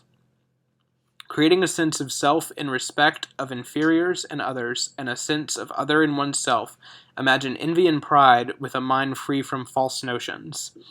He is honored, not I. I do not receive such alms as he. He is praised. I am criticized. I suffer. He is happy. I do chores while he remains at ease. He, it seems, is great in the world. I, it seems, am inferior without virtues. What can be done by one without virtues? Each person has his own virtues. There are those among whom I am the worst. There are those among whom I am the best. Such things as the failings in my conduct and views, as result from the power of the defilements, are not in my control. I should be cured as far as possible. I agree even to painful treatment. If he cannot cure me, why does he despise me? What use are his qualities to me, when he is the one possessing the qualities? He has no compassion for people who stand in the vicious jaws of an evil rebirth. Moreover, out of pride in his virtues, he longs to have victory over the learned. If he regards himself as being on the same level as someone, he will obtain alms gifts and honor for himself to increase his own advantage, even at the cost of contention. Suppose my virtues were to become apparent to everyone in the world, then no one would even hear of his virtues. Were my faults to be concealed, there would be worship for me, not for him. Now I receive gifts of alms easily. I am honored while he is not. Delighted, we shall watch while at last he is crushed, the object of everyone's ridicule, criticized from all sides. Indeed, it seems this wretch even vied with me. Does he have this much learning, wisdom, beauty, good breeding, or wealth? Hearing my own virtues being related on all sides in this way, tingling with delight, I shall drink from the fountain of happiness. Even if he is given alms, we must snatch them from him by force, giving him only enough to live by if he does some work for us. We must make him fall from happiness and involve him in continual pain. Because of him, we have all suffered the afflictions of cyclic existence hundreds of times. Immeasurable eons have passed while you sought to realize your own well-being. This mighty effort of yours has led only to suffering. At my entreaty, proceed in this way right now without delay. Later you will see the virtues of this, for the word of the sage is true. This condition, without success, happiness, or Buddhahood, would not have come to pass if you had done this before. Therefore, just as you have formed the notion I regarding others' drops of sperm and blood, you must also develop that notion regarding other people. Acting as the other person, take away from this body every useful thing you see in it, and use that to benefit others. He is well situated, another badly off. The other is lowly, he is exalted. The other works, he does not. In this way, engender jealousy towards yourself. Make yourself fall from happiness and involve yourself in the suffering of others, saying, when does he do anything? Point out his pretense. Even if a mistake is made by someone else, on his head alone let it fall, and even if his error is only minor, inform on him to the great sage. Tarnish his reputation with reports of the superior repute of others, and set him to do tasks for people as if he were a despised slave. He should not be praised for his chance share of virtues, for he is full of faults. Act so that no one might know of his virtue. In brief, whatever malicious act you performed upon others in order to benefit yourself, cause that same predicament to befall yourself for the benefit of living beings. He should be given no encouragement at all which might make him talkative. He should be made to behave like a new bride, modest, timid, and guarded. Do this, stay like that. You must not do this. This is how he should be subjugated and punished if he disobeys. If, despite being instructed in this way, you do not do it, you it is, mind, that I shall punish. All faults rest with you. Where are you off to? I can see you. I shall knock all the insolence out of you. Things were different before when I was ruined by you. Give up now any hope that you may still get your own way. Unworried as you are by repeated molestation, I have sold you to others. If I do not give you away joyfully to living beings, you will hand me over to the guards of hell, there is no doubt. Long have I been tormented, handed over by you in that way many times. Recalling those iniquities, I shall strike you down, you slave to your own wants. If you are pleased with yourself, you should take no pleasure in yourself. If the self needs protection, it is inappropriate to protect it. The more this body is protected, the more fragile it becomes, the more it degenerates. And when it has degenerated in this way, even the entire wealth-bearing earth is not adequate to fulfill its longings, so who will grant its desire? One who longs for the impossible is tormented and his hopes are shattered, whereas, for one who does not hope for anything, there is fulfillment unimpaired. Therefore, do not give rein to the ever-increasing desires of the body. It is really good not to take something when one wants it. This ghastly, impure form, which is devoid of motion and is impelled by another, is to end up lost in ashes. Why do I cling to it? What do I want with this contraption, whether it is dead or alive? What is so special about its clay and other elements? Ha! You do not violate your identification of it as yourself. One partial to the body earns suffering to no purpose. What purpose has hostility or kindness for something equal to a block of wood? Whether protected by me in this way, or devoured by vultures or other scavengers, it feels neither affection nor dislike. Why do I create affection for it? At its ill treatment, rage; at its worship, pleasure, if it knows it neither for itself, for whose sake is my exertion. Those who are fond of this body are said to be my friends. Why are those who are fond of their own body not also dear to me? Therefore, without regret, I abandon my body to the benefit of the world. For this reason, though it has many faults, I carry it as a tool for the task. So enough of worldly affairs. I shall follow the learned ones, remembering the teaching on vigilance, warding off sloth and torpor. Therefore, in order to tear down the obscuring veil, I shall concentrate my mind in meditation, constantly on the proper object, dragging it from false paths. 9. The perfection of understanding. It is for the sake of understanding that the sage taught this entire collection of preparations. Therefore, in the desire to put an end to suffering, one should develop understanding. It is agreed that there are these two truths, the conventional and the ultimate. Reality is beyond the scope of intellection. Intellection is said to be the conventional. In the light of this, people are seen to be of two types, namely, the spiritually developed and the spiritually undeveloped. Of these, the worldview of the undeveloped is invalidated by the worldview of the spiritually developed. Even the views of the spiritually developed are invalidated by the superior understanding of those at successively higher levels, by means of an analogy which is accepted by both parties, irrespective of what they intend to prove. Ordinary people see existent things and also imagine them to be real, that is to say, not as an illusion. It is in this regard that there is disagreement between the ordinary person and the spiritually developed. Even the objects of direct perception, such as visible form, are only established by popular consensus and not by a valid means of knowledge. That consensus is wrong, like, for example, the popular view that impure things are pure. The protector taught in terms of existent things in order to guide people. If it is objected on the basis of conventional usage that in reality these entities are not momentary, the fact is that there is no fault in the use of conventional truth by the spiritually developed. They understand reality better than ordinary people do. Otherwise, ordinary people would invalidate the definition of women as impure. Merit comes from a conqueror who is like an illusion in the same way as it would if he was truly existent. The Hinayanist says, if a living being is like an illusion, how then is it reborn once dead? Madhyamika says, even an illusion persists for as long as the concurrence of its causes. How does a being truly exist simply because there is a continuum of states that last a long time? Chitta Matra says, if consciousness does not exist, then there is no evil in, for example, murdering an illusory man. Madhyamika says, on the contrary, good and evil arise when one is endowed with the illusion of consciousness. Chitta Matra says, an illusory conscious mind is not possible, since spells and the like cannot produce such an illusion. Madhyamika says, illusion is also of different kinds, arising from different causes. Nowhere is there a single cause which has the power to produce everything.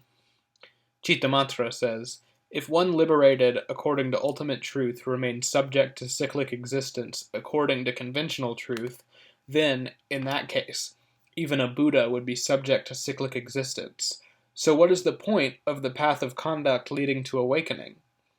Madhyamika says, because illusion is not stopped unless its causes are stopped. Whereas, even according to conventional truth, it is not possible when its causes are destroyed. Chittamatra says, when even false perception does not exist, by what is illusion perceived? Madhyamika says, when, according to you, illusion itself does not exist, what is perceived? Chittamatra says, it is an aspect of the mind itself, even if it is different from reality. Madhyamika says, if illusion is the same as the mind, what is seen by what? Moreover, it is taught by the protector of the world that mind does not perceive mind. As a knife blade cannot cut itself, so it is with the mind.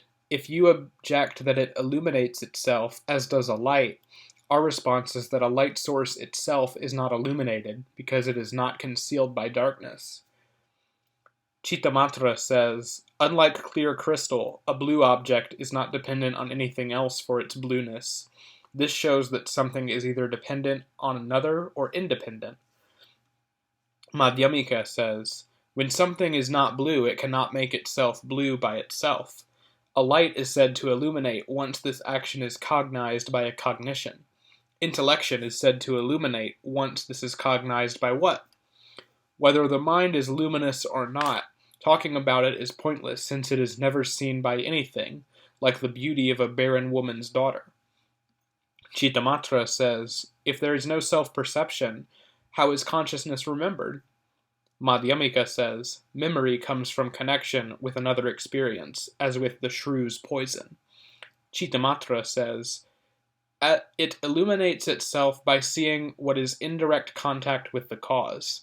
Madhyamika says, a jar seen by applying sight-restoring lotion would still not be the lotion itself. How something is seen, heard, or cognized is not what is contested here, but it is refuted here that projection is real, and that is the cause of suffering. Madhyamika says, if illusion is the same as the mind, it is false to claim that it is also different. If it exists as a thing in its own right, how is it the same? If it is the same, then it does not exist in its own right. Just as illusion can be seen even though it does not really exist, so it must be with the thing that sees, the mind. If you claim that cyclic existence must be based on something real, or else it would just be like space, our reply is, how could something non-existent gain causal efficiency by being based on something real? For, according to you, the mind is reduced to isolation, accompanied by things which do not exist. If the mind is without external objects, then everyone is a Tathagata. That being so, what virtue is gained even if mind only is posited? Chittamatra says, even if the similarity to illusion is recognized, how does defilement cease when lust for a woman who is an illusion still arises in the one who created her? Madhyamika says, that happens because the influence of the defilements and what is cognized has not been destroyed in her creator, so that at the time of seeing her, the influence of emptiness in him is weak.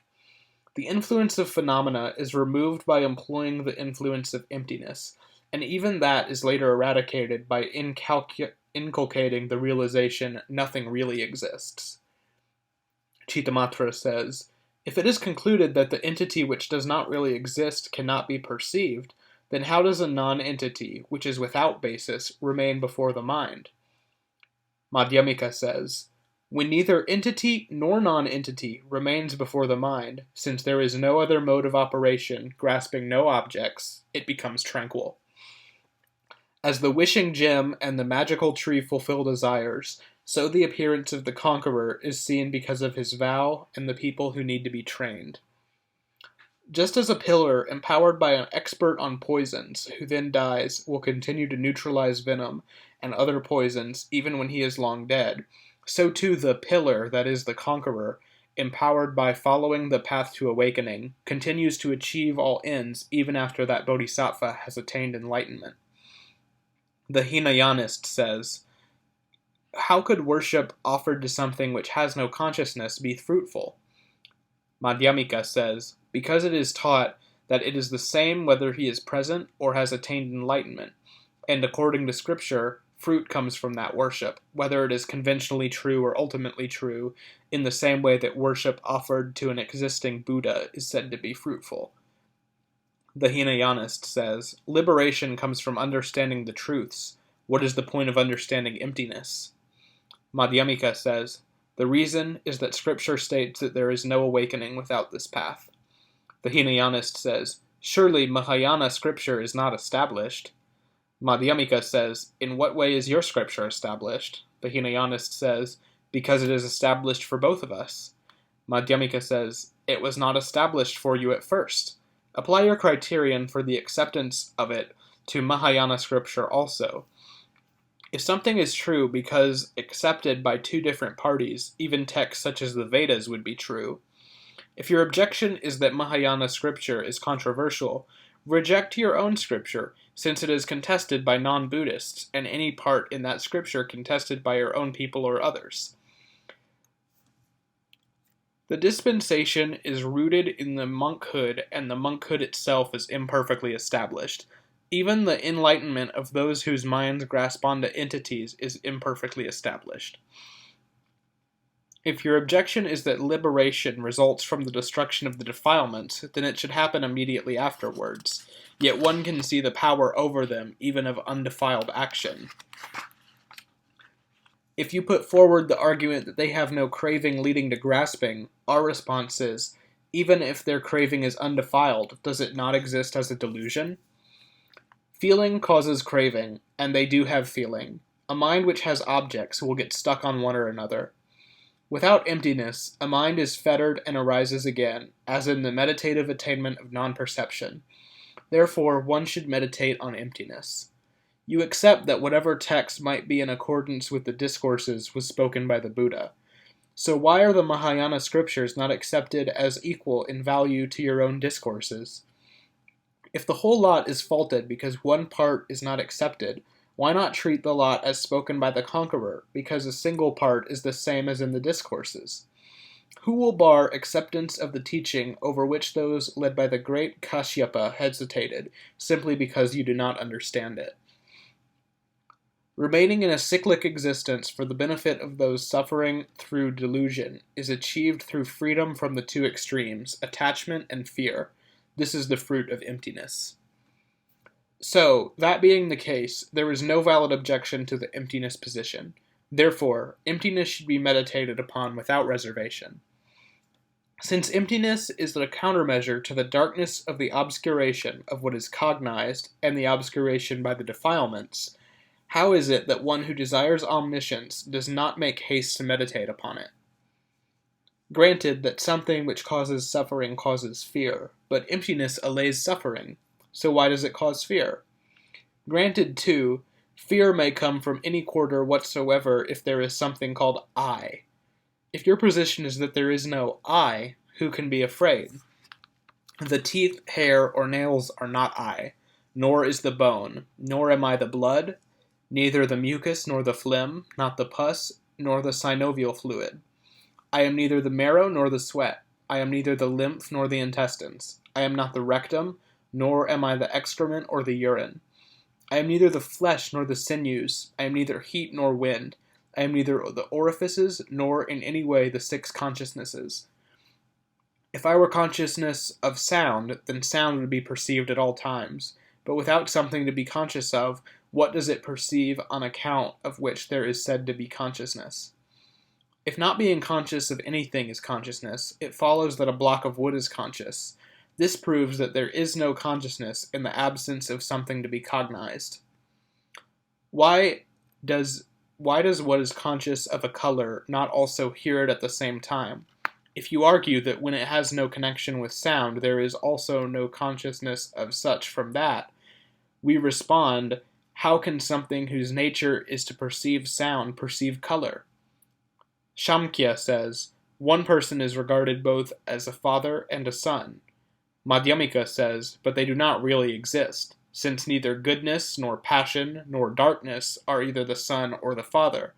Moreover, its essential nature is not observed in connection with the perception of sound. If you argue it is the same thing taking on a different guise like an actor, he too does not remain constant.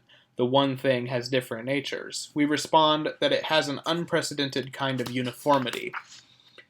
If the different nature is not the true nature, then please describe what its own form is. If it is the nature of consciousness, then it follows that all people are one and the same. What is conscious and what is unconscious would also be one and the same thing because both are equally existent. After all, if difference is false, then on what basis is there similarity? That which is not conscious is not I because it lacks consciousness like an object such as a cloth. If it is a conscious thing that possesses because it possesses consciousness, it follows that when it stops being conscious of something, it perishes. If the self is in fact unchanged, what is achieved by its having consciousness? It is agreed that the nature of something which is unconscious and does not partake in any activity in this way is the same as space. If you argue that the connection of action and consequence is not possible without a self, or if the agent of the action has perished, who experiences the consequence, our response is, for both of us, it is established that the action and the consequence of the action have a different location. Moreover, since the self does not have any function in this, surely arguing this point is irrelevant here. The one who provides the cause is connected with the consequence. Such an occurrence is never seen. It is taught that there is an agent and an experiencer of the consequence in terms of a unity of the continuum of consciousness. The past or future mind is not I, since that does not exist. If the present mind is I, then, when it has ceased, the I does not exist anymore. Just as the trunk of a banana tree is nothing when split into pieces, in the same way, too, the I is not a real entity when hunted out analytically. If you argue, for whom is there compassion if no being exists? Our response is, for anyone projected through the delusion which is embraced for the sake of what has to be done. The objection. Whose is the task to be done if there is no being? Madhyamika says, true. Moreover, the effort is made in delusion. But, in order to bring about an end to suffering, the delusion of what has to be done is not prevented. However, egotism, which is the cause of suffering, increases from the delusion that there is a self. And, if this is the unavoidable result of that, it is better to meditate on no self. The body is not the feet, not the calves, not the thighs, and the body is not the buttocks. It is not the stomach, nor the back either, nor is it the chest, nor arms. It is not the hands, nor the sides either, nor the armpits, nor is it the shoulder area. The body is not the neck, nor the head. What among these, then, is the body? If you argue that the body is present in all of these, our response is that it is only the parts that are present in the parts. So where does it occur itself? If the body did not exist in its entirety in the hands and all these other things, then there would be just as many bodies as there are hands and other parts. The body is not inside, it is not outside. How can the body be in the hands and other parts? It is not separate from the hands and other parts. How then is it to be found? So there is no body, yet under the influence of delusion, there is the belief in a body regarding the hands and other parts because of their particular configuration, just as one might believe there is a person when looking at a post. As long as the combination of causes lasts, that post looks like a person. In the same way, as long as it lasts in respect of the hands and other parts, the body continues to be seen in them. In the same way, since it is an assemblage of toes, which one is the foot? The same goes for a toe, since it is an assemblage of joints. A joint can also be analyzed into its own constituents. Even the constituents can be analyzed down to atoms. The atom, too, can be divided according to the directions. The division of a direction, since it is without parts, leaves space. Therefore, the atom does not exist. What person who analyzes things thoroughly would take delight in a form which, as has been demonstrated, is like a dream? And since the body, as demonstrated, does not exist, then what woman or what man is there? If suffering really exists, why does it not afflict people when they are cheerful? If tasty food or the like is a pleasure, why does it not please someone afflicted by grief, for example? If it is not experienced because it is overcome by something stronger, how can the nature of sensation be attributed to that which does not have the nature of an experience? The objection is, surely suffering continues at a subtle level, its grossness removed. Madhyamika says, if the next sensation is purely one of contentment, then that subtlety must also be subtlety of contentment. If suffering does not arise when causes of the opposite have arisen, surely the resulting notion of a sensation is in fact a superimposition of our imagination. For that reason, this analysis is practiced as an antidote to that superimposition. For spiritual practitioners are nourished by the meditative absorptions which grow in the field of false imagination. If a sense organ and an object are separated by space, how can there be contact between the two? Furthermore, if they are not separate, they are one, so what is in contact with what? One atom cannot enter another atom because each is the same, without free space. If one thing does not enter the other, they cannot combine. If they do not combine, there is no contact. How can there be contact for something which has no parts? If you understand how there can be contact without parts, demonstrate it. Moreover, it is impossible for consciousness, which has no physical form, to have contact, nor for an assemblage, since it is not a real thing, as was concluded from earlier analysis. When, as this shows, there is no contact, how can sensation arise? For what purpose is this vexation? From what and for whom is there affliction? Since there is no one to experience sensation, and sensation does not exist, why, after realizing that this is the case, O craving, do you not burst asunder? There is seeing and touching by a self which is like a dream or illusion. Sensation is not perceived by the mind because it is produced simultaneously with it. What happens earlier is remembered by what arose later, not experienced. It does not experience itself, and it is not experienced by another. Moreover, there is no one who experiences sensation, therefore, in reality, there is no sensation. So who, in this bundle devoid of self, can be afflicted by it? The mind is not positioned in the sense faculties, nor in the form or the other aggregates, nor in the space in between. The mind is found neither internally nor externally, nor anywhere else either. What is not in the body nor elsewhere, neither intermingled nor separate anywhere, that is nothing. Therefore, living beings are inherently liberated. If consciousness exists prior to what is cognized, on what basis does it come into existence? If you argue that consciousness arises simultaneously with the object perceived, on what basis does it come into existence? If it arises after the thing to be cognized, then from what does the consciousness arise? In this way, it is demonstrated that no phenomenon comes into existence. The objection is, if this being the case, conventional truth does not exist, then how can there be two truths? Madhyamika says, in fact it does exist according to the conventional truth of another. The objection is, how can there exist a liberated being?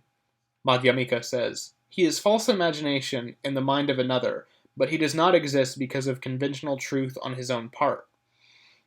After something has been established, it exists. If not, it does not even exist as a conventional truth. The pair imagination and what is imagined are mutually dependent, just as all analysis is expressed in terms that are commonly understood. The objection is, but when, as a result of analysis, there is further analysis by means of analysis, there is no end to it, since that analysis can also be analyzed. Madhyamika says, But when the thing which is to be analyzed has been analyzed, there is no basis left for analysis. Since there is no basis, it does not continue, and that is said to be enlightenment. But whoever holds that these two both truly exist on extremely shaky ground is on extremely shaky ground. If an object does exist on the strength of consciousness, how does one arrive at the existence of consciousness? If the existence of consciousness is established on the strength of the existence of the object of which it is conscious, how does one arrive at the existence of the object? If they exist on the strength of each other's existence, neither of the two can exist. If there is no father without a son, how can there be a son? If there is no son, there is no father, so neither of them exist. The objection is, a shoot grows from a seed. The seed is indicated by that shoot. Why is the existence of an object of consciousness not verified by the consciousness which results from it? Madhyamika says, the existence of the seed is verified by a consciousness which is not the same as the shoot. How is the existence of consciousness cognized so that it verifies the object of consciousness? Ordinary people, through direct perception, observe all sorts of causes, since the distinct parts of a lotus, such as the stalk, result from distinct causes. If you ask what caused the variety of the causes, the answer is, it results from the variety in the preceding causes. If you ask how the cause results in its consequence, the answer is, they resulted through the power of the preceding causes. Nyaya Vaisheshika says, God is the cause of the world. Madhyamika says, then explain what God is. If he is the elements, so be it, but then why the fuss over a mere name? Moreover, the earth and other elements are not one, nor permanent. They are inert and not divine. One can walk on them. They are impure. That is not God. Space cannot be God, because it is inert, nor is the self, because its existence was disproved above.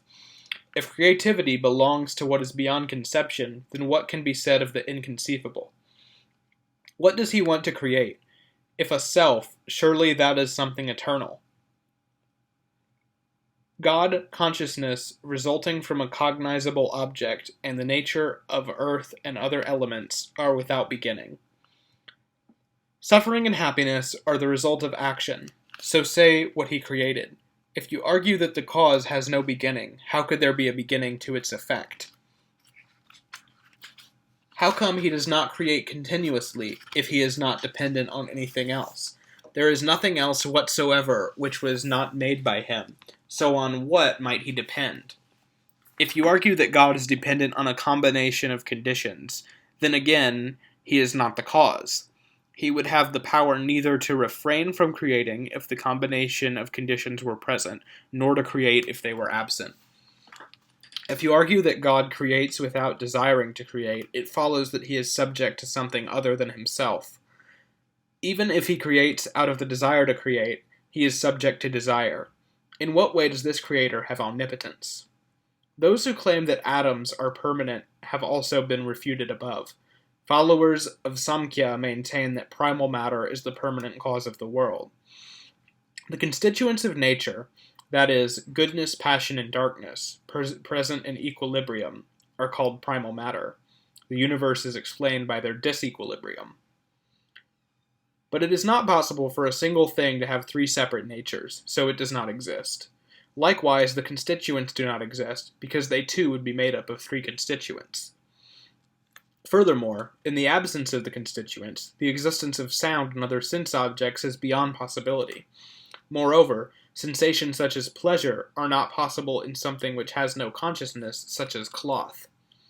If you argue that it is of the nature of existent entities to cause those sensations, surely existent entities have already been analyzed away.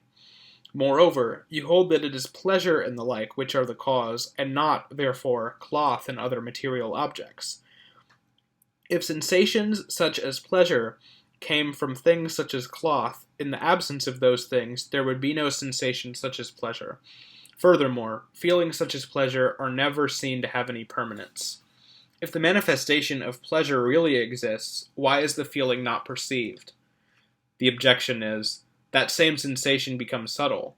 Madhyamika says, how can it be both gross and subtle? The objection is, relinquishing the state of grossness, it becomes subtle. It is the state of grossness or subtlety which is impermanent. Madhyamika says, why not accept the impermanence of everything as of them? If you argue that the grossness is not separate from the feeling of pleasure, it is evident that pleasure is impermanent. If you accept that something non-existent cannot come into existence because of its non-existence, you accept, even against your will, the coming into existence of something manifest which does not exist. If you accept that the result is the cause, someone eating rice is eating dung.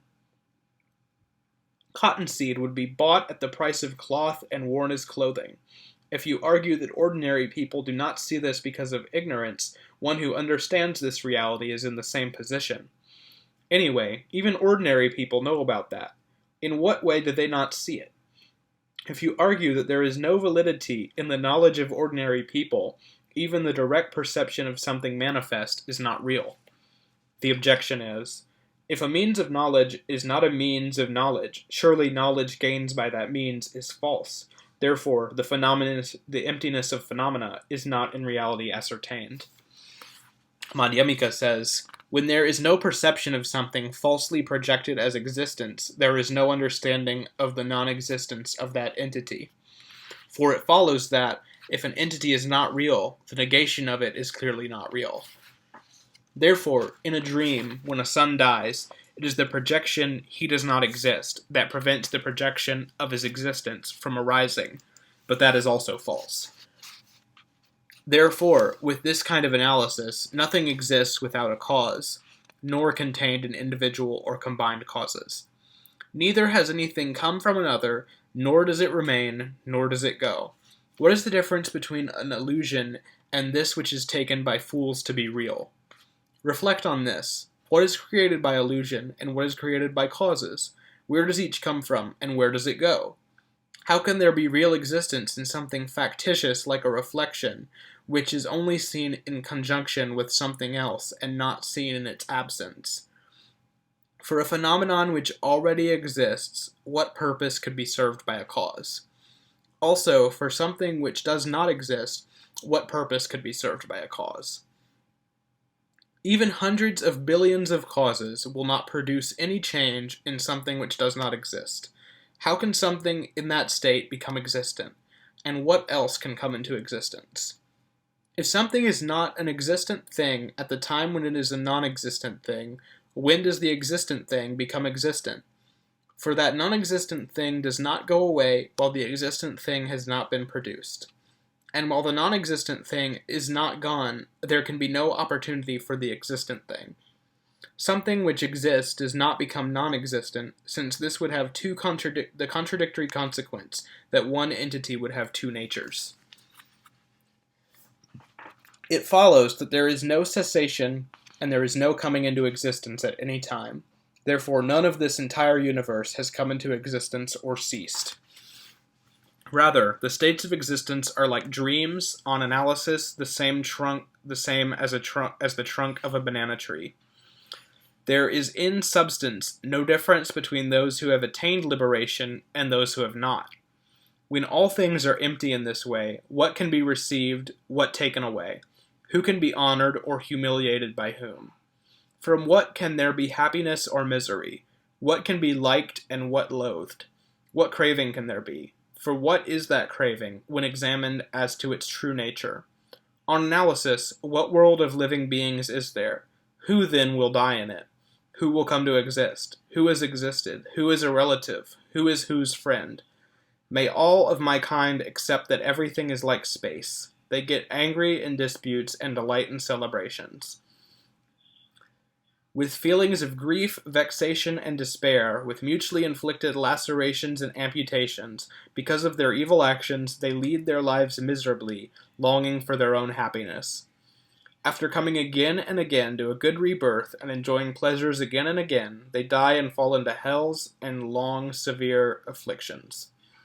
There are many pitfalls in existence, but there is not this truth there. There is mutual contradiction between the two. Reality could not be like this. There, too, are oceans of misery, unending and savage beyond compare. Likewise, strength is meager there. There too life is short. There too, because of the concerns of livelihood and health, in hunger, fatigue, and exhaustion, in sleep, in misfortunes, and in fruitless association with fools, life passes quickly, pointlessly, while solitude is hard to find. There too, how could there be a way of preventing habitual distraction? There too, Mara strives to make us fall into great misfortune. There, because of the profusion of false paths, doubt is hard to overcome, and the opportune moment is exceedingly difficult to obtain again. The appearance of Buddhas is exceedingly rare, and the flood of defilements hard to check. Oh, what a succession of suffering! Oh, misery! The extremely grievous condition of these beings who stay in the oceans of sufferings, who do not see their own wretched state, though they stand in such extreme wretchedness. Just like one who douses himself with water again and again, but must each time re-enter the fire again, so they consider themselves fortunate, though they are also extremely wretched. As people live like this, pretending they will not grow old or die, horrific misfortunes approach, with death the foremost of them. When shall I provide relief for those tormented in the fire of such suffering, with offerings of happiness flowing from the clouds of my merit? When shall I teach emptiness and the accumulation of merit by means of conventional truth, without reliance on projection, respectfully to those whose views are based on projection? 10. Dedication. By the good that is mine from considering undertaking the way to awakening, the Bodhicaryāvatāra, may all people adorn the path to awakening. Through my merit, may all those in any of the directions suffering distress in body or mind find oceans of happiness and delight. As long as the round of rebirth remains, may their happiness never fade. Let the world receive uninterrupted happiness from the Bodhisattvas. Let the embodied beings, in however many hellish states are found in the world spheres, enjoy the happiness and delights of Sukhavati. Let those afflicted by cold find warmth. Let those afflicted by heat be cooled by oceans of water, pouring from the great cloud of bodhisattvas. May they experience the sword-leaved forest as the splendor of the divine grove, and may the thickets of torturing thorns grow into magical trees that fulfill every wish. May the regions of hell become glades of delight, with lakes scented by a profusion of lotuses, splendid and delightful, with the chorus of song from gray geese, ducks, chakravakas, swans, and other water birds. Let the heap of hot coals be a heap of jewels, and let the red-hot earth be a crystal mosaic, and the crushing mountains of hell become celestial palaces of worship filled with sugatas. Let the rain of burning coals, heated rocks, and daggers from this day forth be a shower of flowers, and let the warring with these weapons, one against the other, now be merely playful, a tussle with flowers. Let those who are overwhelmed by the torrential river of hell, whose waters burn like fire, all their flesh fallen away, their bones the color of the jasmine flower, attain divine bodies, and come to stand with celestial damsels in the slow-curving river of heaven, by the power of my skillful deeds. May the servants of Yama, and the gruesome crows and vultures, watch in fear as, without warning, here the darkness disperses on all sides. Whose is this gentle radiance, bringing forth happiness and pleasure? Wondering this, gazing upwards, may they see in the sky the blazing Vajrapani, and their vileness vanished from the force of his delightfulness, may they go to join him. A shower of red lotuses falls mingled with fragrant waters. It is seen to quell the unquenched fires of hell. What is this, they think, suddenly refreshed by joy? May those in hell see the one who holds a red lotus in his hand. Come quickly, put away fear, brothers, we are alive. See, some prince in the robes of a monk has come to us, resplendent, bringing fearlessness. By his power, all affliction is removed. Streams of bliss gush forth. The perfect awakening mind is born. So too compassion, the mother of protection for all beings. Look at that one. His lotus feet are honored by the crowns of hundreds of deities. His gaze is moist with compassion. On his head rains down a stream of many flowers let fall from the upper stories. delightful with the singing of 1,000 divine damsels, eloquent with praise. On seeing Manjughosha before them, may those in hell immediately send up a roar of delight. In this way, through my skillful deeds, may those in hell rejoice at beholding these clouds, bearing cool, sweet-scented breezes and showers of well-being, on which bodhisattvas are revealed, with Samantabhadra at their head. May the intense pains and fears of those in hell be allayed. May those dwelling in all evil realms be freed from those states of woe. May the risk for animals of being eaten by each other go away. May the hungry ghosts be as satisfied as the men of Uttarakuru. May the hungry ghosts be fed, may they be bathed, may they always be refreshed by the streams of milk flowing from the noble Avalokiteshvara. May the blind see forms, may the deaf always hear, and may expectant mothers give birth as did Maya Devi, free from pain. May they receive clothing, food and drink, garlands, sandalwood balm, and ornaments, and everything the heart desires conducive to well-being. May the fearful become fearless, and those oppressed by grief find joy. May those who are anxious be rid of their anxiety and feel secure. May health come to the sick, may they be freed from every fetter. May those weak find strength, their minds tender towards each other. May every region be hospitable to all those who travel the roads. With whatever aim they set out, may their plan succeed. May those embarked on sea voyages succeed in their heart's desire. May they come safely to shore and rejoice with their families. May those who fall upon the wrong path in the wilderness meet with a merchant caravan, and, free from weariness, may they proceed without fear of thieves, tigers, or other predators. May gods provide protection for the young and elderly who are without protector, and for those asleep, drunk, or heedless, at risk of illness or in a jungle.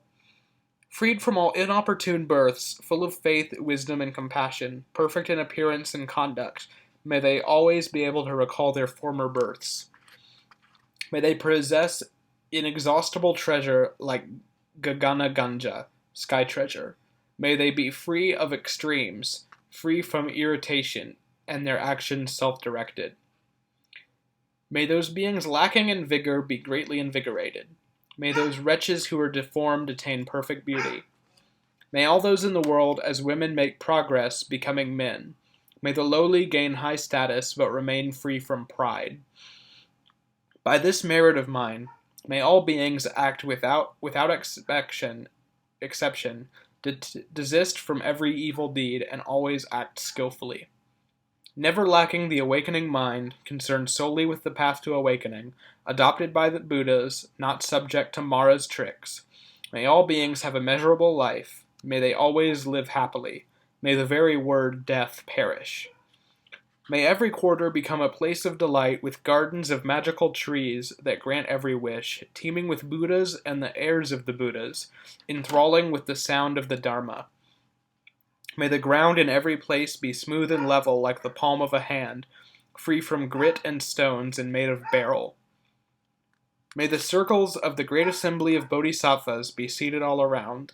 May they emblazon the surface of the earth, each with their own radiant hue. Let embodied beings hear, unwearied, the sound of the Dharma from winged birds, from every tree, from light rays, and from the sky. May they constantly meet with Buddhas and the Buddha's kin. May they worship the teacher of the universe with unending clouds of worship. May the gods send timely rain, and may crops flourish. May the populace prosper, and may the king be righteous.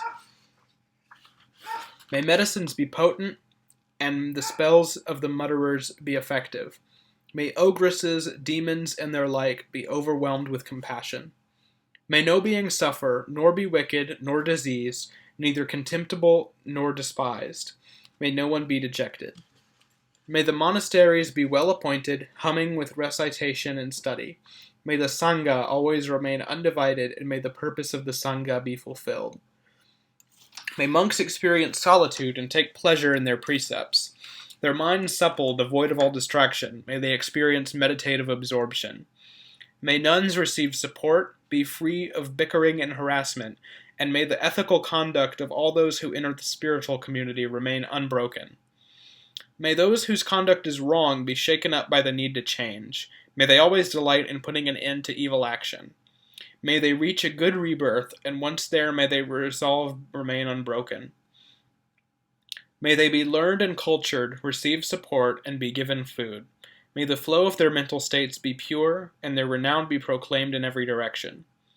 May the universe attain Buddhahood in a single divine embodiment, without tasting the torment of hell, without the need for laborious effort. May all perfect Buddhas be worshipped in many ways by every living being.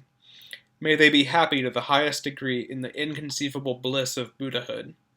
May the desires of the Bodhisattvas for the welfare of the world meet with success. May what the protectors intend for living beings be completely fulfilled.